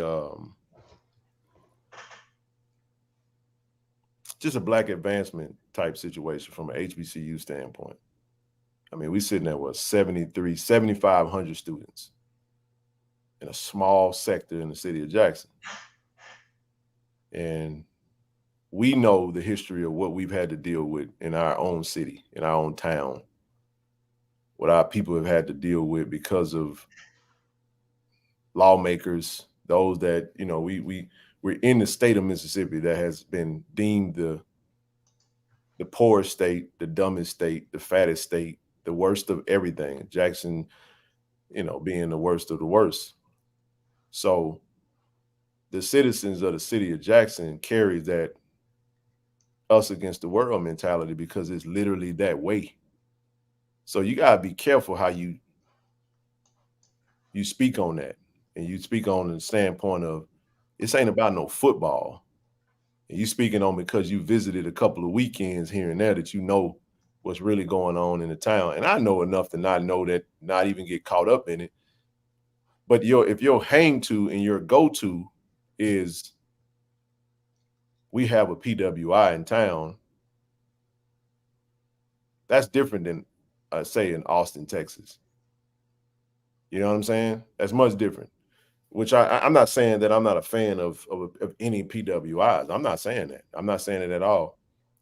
He's right. LSU is a big figure in the state of Louisiana. It's the flagship program of the state. I think everybody know that. LSU is the flagship program of the state of Louisiana. For sure. regardless of what HBCU you've attended, there's a lot of alums that probably have even gone there, got family that's gone there. I understand the dynamics of that. I got family in Louisiana. Come on now. So what I'm saying is this. Love your town and believe in your town and you know, you can feel however you feel about yours, but I ain't gonna never let my opinion be more elevated than someone that's actually home. That's their home. That's what they know. Because now you're saying your opinion, and I get it. He said he was trolling, so I'm just like, all right, whatever. I don't care for trolls, so it is what it is. I'm stuck on 72,000 kids at a school. Now that's Texas. Texas is one of the largest states in the union. You know, Texas is a big state, man, and it's like that with Baylor. You can go. The list goes on and on and on and on and on, man. So, but even when you look at what they did, what happens with those schools, man. Texas State is just like it's the left. I ain't gonna say the leftovers. It's kind of a lot easier to get in Texas State, I would say, than maybe UT. You know, if you can't get into UT, maybe you go to Texas State and it's down the street. You go down to San Marcos. That's how it is. And San Marcos is really developed. That area is growing because the mass relocations to the city of Austin, people flooding Texas, leaving California. Yeah. People felt like I was going against the stream, you know what I'm saying? Because I left Austin to go to California. Yeah, but the thing is like that's one of them spots where it's just like, you know, it's a hotbed for people, talent, and all that. So when you look at the team itself, the head coach was the head coach at Incarnate Word. He brought the entire offensive line from Incarnate Word to Texas State. They got a really big offensive line, run a very fast, up-tempo offense. Now, if you think we go fast, just go watch them play. And we just know that they're gonna try to gash the defensive linemen. They're gonna try to physically beat down your D lineman and O lineman. That's how they play. So we got to be ready to play. They're a big team. We got to be ready to play a lot of bodies and try to get out of there, as he stated, healthy. So it is a game, not having the boom. That's why I say we need to show up and show out. You know what I'm saying? We have to. Since you said that, and now I'm understanding why alum is so important. I was just looking, and I didn't realize Mississippi State has more enrolled than Ole Miss. But I was looking at the school like University of Texas. They graduated 7,800 seniors. And you just said that's what we have in totality. Mm-hmm. Like it ain't even close. Man. They got some of these schools got more, they have more students in their enrollment right now than we have alums. And we try to like really put it together. Like it just when you put it in that perspective, that's it is. Those are just the facts. You know what I'm saying? Yeah. That was interesting. I just didn't know that. I didn't know a school that has 70,000. Now, Wednesday, we're gonna talk all football. You know what I'm saying? Just not all football, but let me say this though. Let me kind of move on. Because I don't, whether you trolling or not, I don't take too well the people trying to piss on what we do. I ain't gonna let you do that in my face. I'm gonna get you out of my way, because what we doing is something that is revered, and folks don't understand it. You know what I'm saying? But everything's out in the open, and we gonna keep pressing on. You know.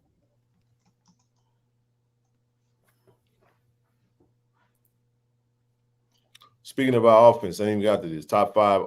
I mean, even though we're 2-1, look at what we're averaging on offense: 402 yards, and then we're giving up 275. So we're sitting right at number 4 in all of HBCU right now from a statistical standpoint. So we close.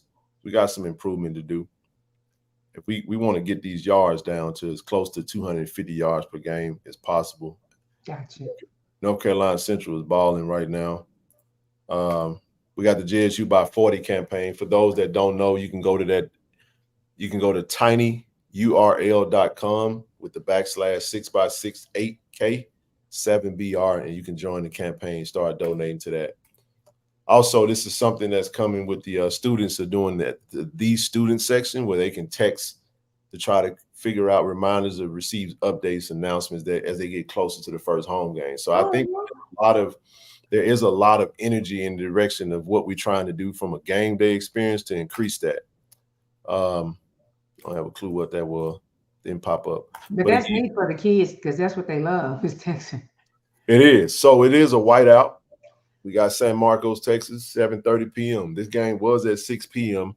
It got moved back to 7:30. It's supposed to be some rain in the forecast, possibly thunder and lightning, but it's supposed to be. It's only like a 35% chance though. So I don't think it's gonna rain during the game, but I want to see that temperature go down.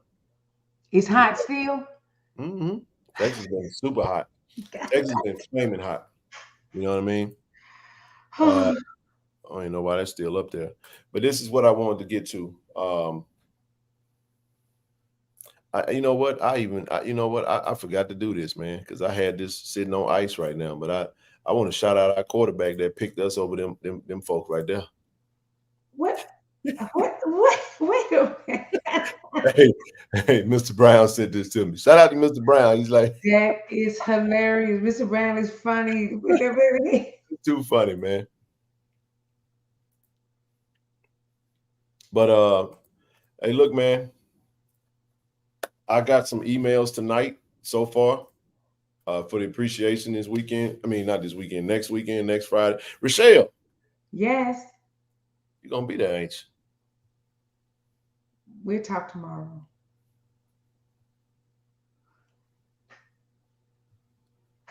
No, we're gonna talk now. Talk tomorrow, kid. I gotta talk to you offline. Something done happen? You just gonna make me talk. Yeah. I got to see. I was gonna ask you about what day are you going back, so I can see if I try to take it in that time, so I can get back to the airport. You ain't got nothing to worry about. You just need to be all that's covered. Okay. Yeah, all that's covered. We got all that squared away. I was actually just messing with you. Yeah, but I was like, I gotta see. Do I need to get a I don't send me another email. I mean, if you sent it tonight, I haven't responded to any emails tonight. But if you haven't, in your ultimate year. What is that noise? That's my Alexa. She tripping. I got Alexa. You got Siri. They just been talking. Hey, brother Clark. I know that. I don't trust me when I tell you, man. We all got them, but I don't. I'm gonna leave that alone because I need to leave it alone and move on from it. But no one person represents the whole. That person represents themselves, and I represent me. So just so everybody know, everything I said represents me. You know, and however it goes. But whatever, you know what I'm saying. Can I just say I feel so privileged that I'm an auntie. I'm so emotional, kid. Because when I was growing up, I had the older women I would call auntie because you couldn't call them by their first name. Mm-hmm. So when I got the 30-year-olds calling me auntie, I said, I told my son I'm official. I said, I'm auntie. Oh yeah. That is everything to me. It really is. I'm auntie. Okay. I'm done. No, you're good, man. I'm good. I'm just Yeah, Mr. Brown said he drove 14 straight hours and went back that same night. That's a love for his son, for sure. Hey man, we got a tailgate. I'm gonna share this. I hope you don't mind, Miss Shalonda. I'm gonna throw this up. She just sent it to me, but I'm gonna check this out. This is supposed to be actually the same day, that Friday.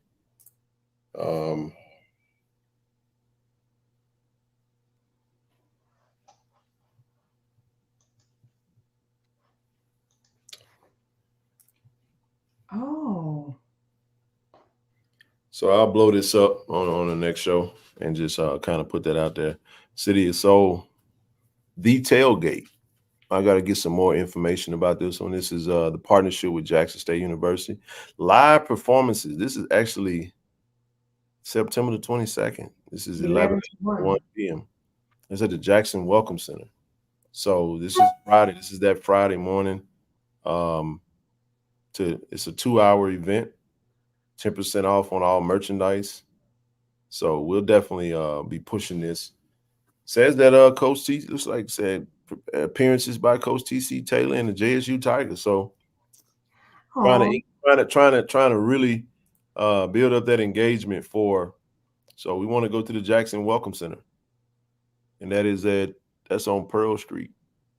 So I got to blow this up. I just posted the photo, so I'll definitely have it on as a feature on the next show. But I wanted to make sure I lead this up here because we in the ninth. We going into the home stretch for this right here. Everybody that's coming in, man, I need you guys to hit them links, man. I need to post these links in the chat. And do me a favor, you guys. If you guys need any hotel accommodations, just shoot me an email. Let's do it that way. Shoot me an email, and then I'll just send you the link directly. We're trying to get 35 rooms knocked out. So I'm sure we're going to have some folks coming in town. We got some special rates, some decent rates, and some good hotels. I vetted them out, some ones I think that would actually work. And y'all's event gonna be amazing, man. I think like TD was saying earlier, because I get agitated and I sometimes it makes me want to go harder when people get in our way.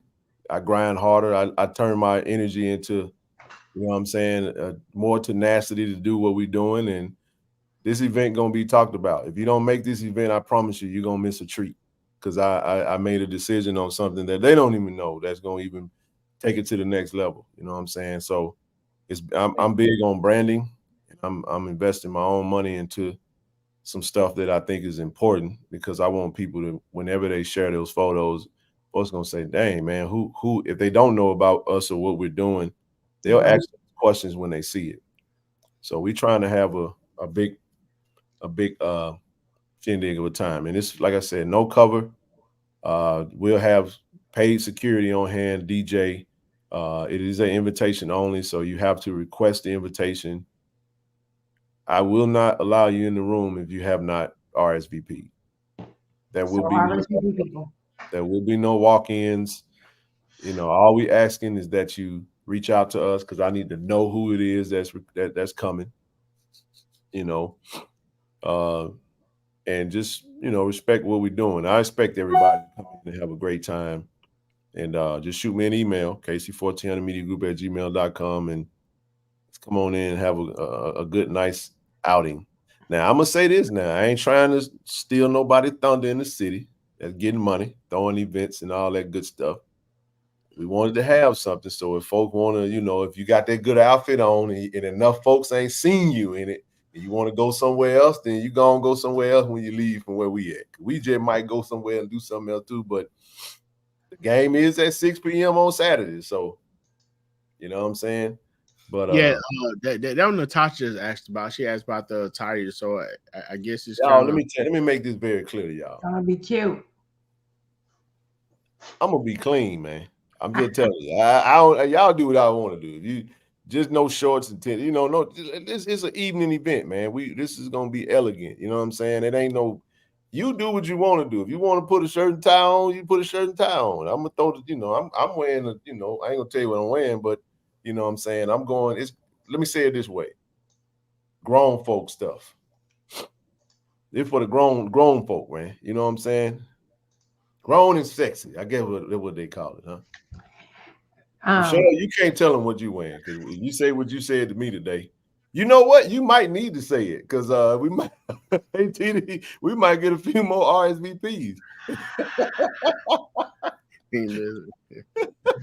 Oh, it's a black lace. Whoa. You say who? Jumpsuit with a tail in the back. This lady said she wearing her jumpsuit, TD got a tail on it. That's what I'm saying, bro. Like, what you doing, lady? What you doing? The email is KC-1400mediagroup@gmail.com. Right there says Sharetta. Let me show you. Just look at the screen. Watch this. You see that? You see that flashing? That's the email. It's right there. Where's the venue located? Look at the screen. But there's no address on it. I got the address. I actually Googled it. Yeah, just Google. I mean, that's fine. Just Google it. It's on Meadowlark Brook Road, but I have you. So Meadowbrook. Yeah, it's at 420 Butterbrook Road. Meadowbrook Road. 420 Meadowbrook. Yes. That's what it says. Y'all come on, bro. Get cute. Get cute. That's enough of that. Hey man, this I got to be 12:30 over here. I want to say this one more thing about the game before I drop. Yeah, go ahead, bro. I'm actually kind of playing it now, man, and I didn't give my guy enough credit, man, for his wheels this time. And that's Jason. He yeah, I know. Yeah, it was good. He pulled that ball down and ran with it. He know to get down, man. I guess he ran for what, 64 yards? I thought it was more than that, man. It was 50. He ran for 50 yards. He ran for 50 yards. Man, that was pretty good. So as a whole, man, it was a good game by the team. And I just think the changes and stuff that's been made, everything is coming together. We're gonna have a tough showing. We're gonna have to come with our A game Saturday, but it can be done. Definitely can be done. So with that being said, Miss No Great, good seeing you. Safe travels, young man, and I will see you, Lawrence Willing, in 2 weeks. Let me say this before you go, TD. Yeah. You said a game manager, right? Sometimes you want your quarterback to just manage the game because it ain't his game to win. Every game plan is different, but just like the quarterback we just talked about for that team we just beat, who threw 2 interceptions, who got 2 touchdowns and 4 interceptions and 2 fumbles. Our quarterback has 4 touchdowns, passing, and 0 interceptions, and he's played in 3 games. He only had 1 fumble, and that was from the hand that he actually got injured in the last game. So I'll take a game manager that can protect the football any day over a quarterback that's turnover prone, that's costing me games. So you can make the case that Blood actually lost that game for them. Because like that said that, he said they had some chances. They had some plays that was there, and he didn't make them. It's a make or miss league. You make the plays or you don't. But I'm not going to sit up here and act like he is the leading passer in the game. Now, he's played 1 extra game, but at the end of the day, I mean, what are we talking about right now? We talking, he's at, what, 600 yards passing right now? So you're talking about 600 yards passing, 4 touchdowns, 0 interceptions, right at 60% percentage. I'll take it. 2-1 record. It is what it is. So appreciate that shout out, TD. I know he's appreciative of it. But yeah, we good, man. And plus, keep in mind, Coach TC, this is his third game of the coaching staff coaching together and the players playing together. Completely new team. So it's a lot. Even with the DBs that have returned, their supporting cast is totally different. There might be some things that they were comfortable with that they're still learning to adjust and adapt to. So we'll see how we do. I think it's pretty clear that the coalition wants us to get blown out, but I don't think that's going to happen against Texas State. I don't.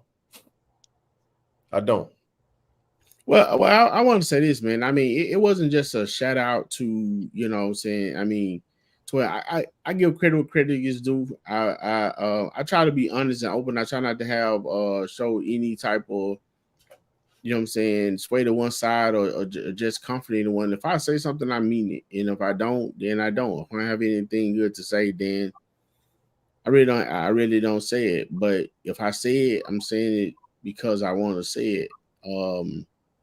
But I will say this, and this is no defense, and these are coming from my 4 eyes. I wouldn't put that game on, Blood.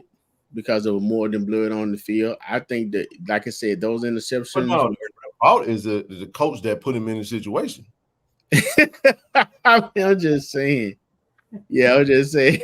Gee, the man threw the ball 46 times and ran at 10. Yeah, and they didn't have a run. Let me give you a stat though. They rushed for 62 yards. All these running backs they got, right? Right. Did not FAMU? I thought FAMU showed the SWAC something that you can run the ball with a 3-headed running back monster. Gary Quarles Jr. had 5 rushing attempts. Kendrick Rhymes actually was the one that scored the touchdown. He had 11 rushing attempts for 43 yards, and he only broke that one big run. So do you establish the run by you came out passing? So you never really gave your running game a chance to even go. That's a total, listen to me, that's a total of 26 rushes compared to 46 passing. I take that any day with a 50% passer that's turnover prone. That's lack of awareness and stubborn coaching because you just gonna force a game plan as opposed to going and empowering your strongest suits when it comes to personnel. So to your point, you say the game ain't on blood. Okay, we're gonna put the game on the head coach, because after he went out there and went 50% with 3 turnovers against Alabama State, scored 10 points, he's like, I'm just gonna increase the workload for the turnover prone quarterback instead of establishing the physicality up front and letting my dudes with them big balls run the ball and get 3-4 yards of carry. You see what I'm saying? Right. They had their battles. It's just a slow, but I think he wanted to get cute with it because he felt like he had something. He missed them. But again, when you in the red zone, keep in mind, now this is what we didn't say in that game, TD. They were driving the ball. That series where he drove down the field and BJ Washington got the interception, go look at where they started at on their side of the field. They were driving that ball down the field. They had some good motion, good momentum, but they wanted to get cute in the red zone. And guess what? We put a spy out there, safety spied, sat down on him, ducked down, and basically got skinny and popped up and got the ball on him. Thank you. You know who else did that? Not to talk about it. TCU did that junk against Colorado in the first game. They got in the red zone, they got cute. Quarterback threw 2 interceptions in the red zone. So again, football is simple, but when you love your offense and you think that your offense is more important and more better than actually figuring out matchups and playing the personnel battle, that's what you get. And like I said, and I'm done, 5 sacks. You know why you got 5 sacks? Is that on your O-line, or is the quarterback holding the ball too long? Like, what's happening right there? You know what that means? That means that you probably pass the ball too much. You probably need to be a little bit more balanced as opposed to trying to throw the ball so much. But again, what do we know? I hope they don't ever figure it out. Yeah, I hope they go 0-11 and we just saying. I mean, would it help if they beat FAM? Man, I don't need them to do nothing. Whatever FAM do is on what FAM do. If they beat FAM, they beat them. But I ain't rooting for them. Somehow I wish that both teams could lose, but I don't think that that's possible. So unless they be 0-0 or have a tie, what does a tie do? You know what I'm saying? Like, but I don't. If I'm being honest, man, I think FAMU gonna beat the brakes out of them boys, man. If I'm being honest, So looking at what I've seen in 2 weeks, and like I tried to tell folks earlier, I follow recruiting, man. I don't get into I follow recruiting because I've been following recruiting for years, and I kept telling them folks ain't really added a whole lot of nothing that's gonna really make a major impact. I didn't feel like the team did enough to get better, and everybody's right. We should have blew them out. We should have. They scored on 2 busted plays, a wide open hole and a slip. You know what I'm saying? The linebacker went inside when he should have went outside, and DB fell down. Outside of that, whatever. But that's just like us talking last week. Woulda, coulda, shoulda. It didn't matter. We heard Mulligan scored. It should have been higher. We get the ball in the turnover. Remember Doyle got that strip sack? You know what I'm saying? We should have got points, but instead we settled for a field goal, didn't make it. So we could have been at worst, I guess worst case, a more simple scenario would have been 37-14. You take that field goal from Beza, and then you score. You give us that touchdown with Mulligan. You make it 34-14, and then we get that field goal. Now you're looking at 37-14. In an extra point. You missed an extra point. Yeah, it could have been 38. So that's correct. So, but there's some more to that when it comes to that. I'll talk to y'all in the Platinum Chat about that, but I won't talk on that publicly. So be I mean, on. Hey, and it was good to see Seven back. I like the way the coaches it appears that they slowly working them back in, which is Thank you. Because people were saying, I saw Deputy Mario mention he felt like he was shocked that they didn't use him that much. Keep going. What's your thoughts on that? I probably would have gave him, another 3 to 5 plays, but I understand, it wasn't a desperate situation, so you don't want to do anything that's gonna. You just want to test him out to make sure that he's fine. So I mean, it was good seeing them out there. Just getting a few reps, getting warmed up. I'm pretty sure they got more for him. And I think, I don't know the kickoff thing, but I think Isaiah did a great job of holding it down while he was out. So I mean, yeah, he didn't even return any, so he fumbled one, first one, but it went out of bounds. But and seeing, I know you guys had spoke on Hunt and his speed, man. That was a dynamic play. And you know what, Ken? You remember that was similar to the play that I called on 4th down. It was 4th. We was headed towards the scoreboard. It was 4th and 2. I was like, a jet sweep with 7 would have been good right there. But of course, I don't know what we ran, but we didn't make it. I think we missed the field goal on that one too. But yeah, man, those guys coming along, man. Coaching staffs are doing what they need to do. I mean, we just expect it, my 2 cents are my 2 cents, man. But the guys are what it's go Tigers, man. It all adds up. Right. Made some good points, bro. And like I said, no right or wrong. You see it how you see it. That's why we collaborate with one thought and get it out there, though. Good outcome, But I don't think, I'm telling y'all right now, I don't think we're going to win in Texas State. Yeah. We're going to Texas State to beat Texas State. I don't know what people think. We're not finna go down there and just give up no dub, man. Just give up no L. And I don't care what the coalition think. I don't care what the outsiders think. The objective is to go and try to win the game and apply some pressure. You know what I'm saying? We got to play out our mind. But like Coach TC said, hey, man, this is how you make your money right here. Games like this, scouts going to be watching. You got to pop up off the camp. We can get a couple of players. All these players are – do I need to go through the roster and talk about all the FBS transfers that's on the field? Like, look at the second string that you talked about. Let's just go through it real quick. Phillip Webb was a 4-star, top 10 defensive end coming out of the state of, I don't want to say Texas, I think, but he signed with LSU. 4-star. True Thompson was a 3-star, played at Florida State. Tyus Martin, 3-star, out of Arkansas, played at Colorado. Josh Clark was a 4-star defensive end. And he, what are you talking about? Don't do it. Like, and he played at Ole Miss initially. So just the second stream for front four, TD, you see what I'm saying, is FBS guys. I'm just saying from a standpoint of when we talk about, what we have in the room, you know what I mean? You know who just popped up on me, and I was like, I don't remember that guy. Number 56, Harrison. Is that his name? No, you don't. See, hold on just a second. Let me say this about that. We're not playing football. We're just talking football.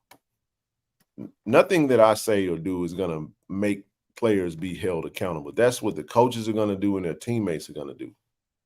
Like, I don't ever think that my words are that, you know what I'm saying? Even to your point. So, no, the accountability, it's already there. So it's not like that's what we know about them. Like that's their story. Like we can't suppress their story and hide it because we don't want to have the accountability there. So yeah, I'm just telling you that Jackson State should be okay with believing in their roster and feeling like, you know what? Hey man, we got a chance. It's football. Any given Sunday. Anything can happen. Anything can happen. Injury happened. They quarterback that's been getting all the reps go down, and then you got to bring in a second string quarterback that's cold. You know what I'm saying? And we don't know. Now they got some physicality coming off the edge. Our offensive line gonna have to do what they got to do. But we make him present something to them that they're not used to. You know what I'm saying? So the objective is to go out there and show what you can do. Then when we shock the world, everybody gonna be saying, "Oh, wow," you know what I'm saying? It can happen, man. FAMU scored against South Florida. While looking at that game, they closed that thing to 1 touchdown, and it was definitely a game, you know. But quarterback made a couple of interceptions that really hurt going out right before the half. So you got to just win your battles, you know. Just go out there ready to play, be prepared, and they put their pads on just like you. A lot of that team came from Incarnate Word, so we're going to be scared of Incarnate Word if we playing them.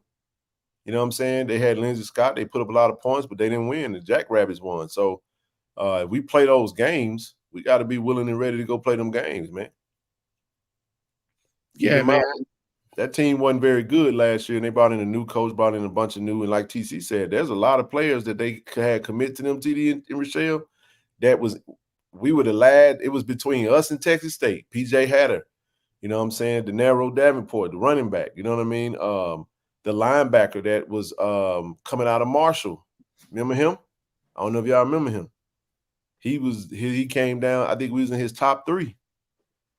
He elected to go to Texas State instead of Jackson State. So we got a couple of kids that they were recruiting as well. So Tyus Martin, one of them, you know. There's a couple other kids that had offers from Texas State, and they chose to come to Jackson State. So that's how I see it. I'm gonna go watch that game and really like break it down so I can have some. But I'm telling you, like Blue said earlier, that wide receiver, he was an All-American. That kid is a problem, man. Number 18. Yeah, he's a problem, bro. He can tell you who he remind me of. He remind me of the wide receiver that was playing for ULM a couple years ago. Remember when we played ULM? Their best receiver was the white wide receiver. And I only say that because that makes people identify who I'm talking about, as you know, not making it a race thing. But right. But this kid right here, man, is number 18. This kid is he look like Cooper Kupp out there, bro. You better be ready. Yeah, I saw him, man. He look like he run pretty good routes, man. I mean, you know, I think at the end of the day, you know, everybody got, you know, the people in their players that they like, man. I know someone getting shout out to Peppers, man. Pepper has played every game. He has balled out in every game too, bro.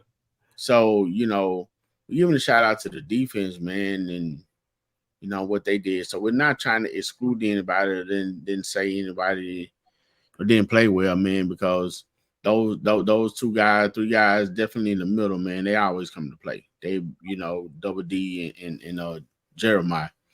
So I mean that goes without saying. So we need them to hold down in the middle. But yeah, man, it's almost 1 o'clock, man. I gotta. Man, you good, man? I'm gonna be, you know, I'm finna shut it down in just a second. I'm gonna shut it down at the 4-hour mark. I see you later. I'm with you, TD. I messed up my eye, so it's burning. Oh wow. What'd you do? It? I got popped in it and it's been spreading. So it's kind of painful. So I'm gonna You got popped in it. Who hit you? No, I got punctured in it. It just got. Oh, you said popped in it. I thought somebody had. Not hit. No, but see it. Ugh. Oh, it's on the other side. Yeah, it's painful. So I'm gonna. when I need to go to sleep, it'll start burning. So I'm finna take my butt to bed. No, But you good. Lord's willing, I will see y'all later. Who made your flyer for you, Ken? You did that? This thing right here, Yeah. that's the work of me. Did you do that through Canva? Yeah, you have a template and put your own little touch on it. I had to do something quick, and this is actually pretty quick. It didn't take a whole lot. I'm okay. I've got Canva. I'm messing with the wrong templates. All right. I will talk to you tomorrow. All right. Bye. All right. Appreciate you. Take care. Right before I get out of here, y'all, last but not least, again, if you want to RSVP to the event, go ahead and shoot me an email and we'll get you connected, man. Appreciate everybody for coming on, and decent show, man. Be back on Wednesday, same place, same squad. Y'all know what we do. Appreciate everybody, man. We'll go ahead and close it out.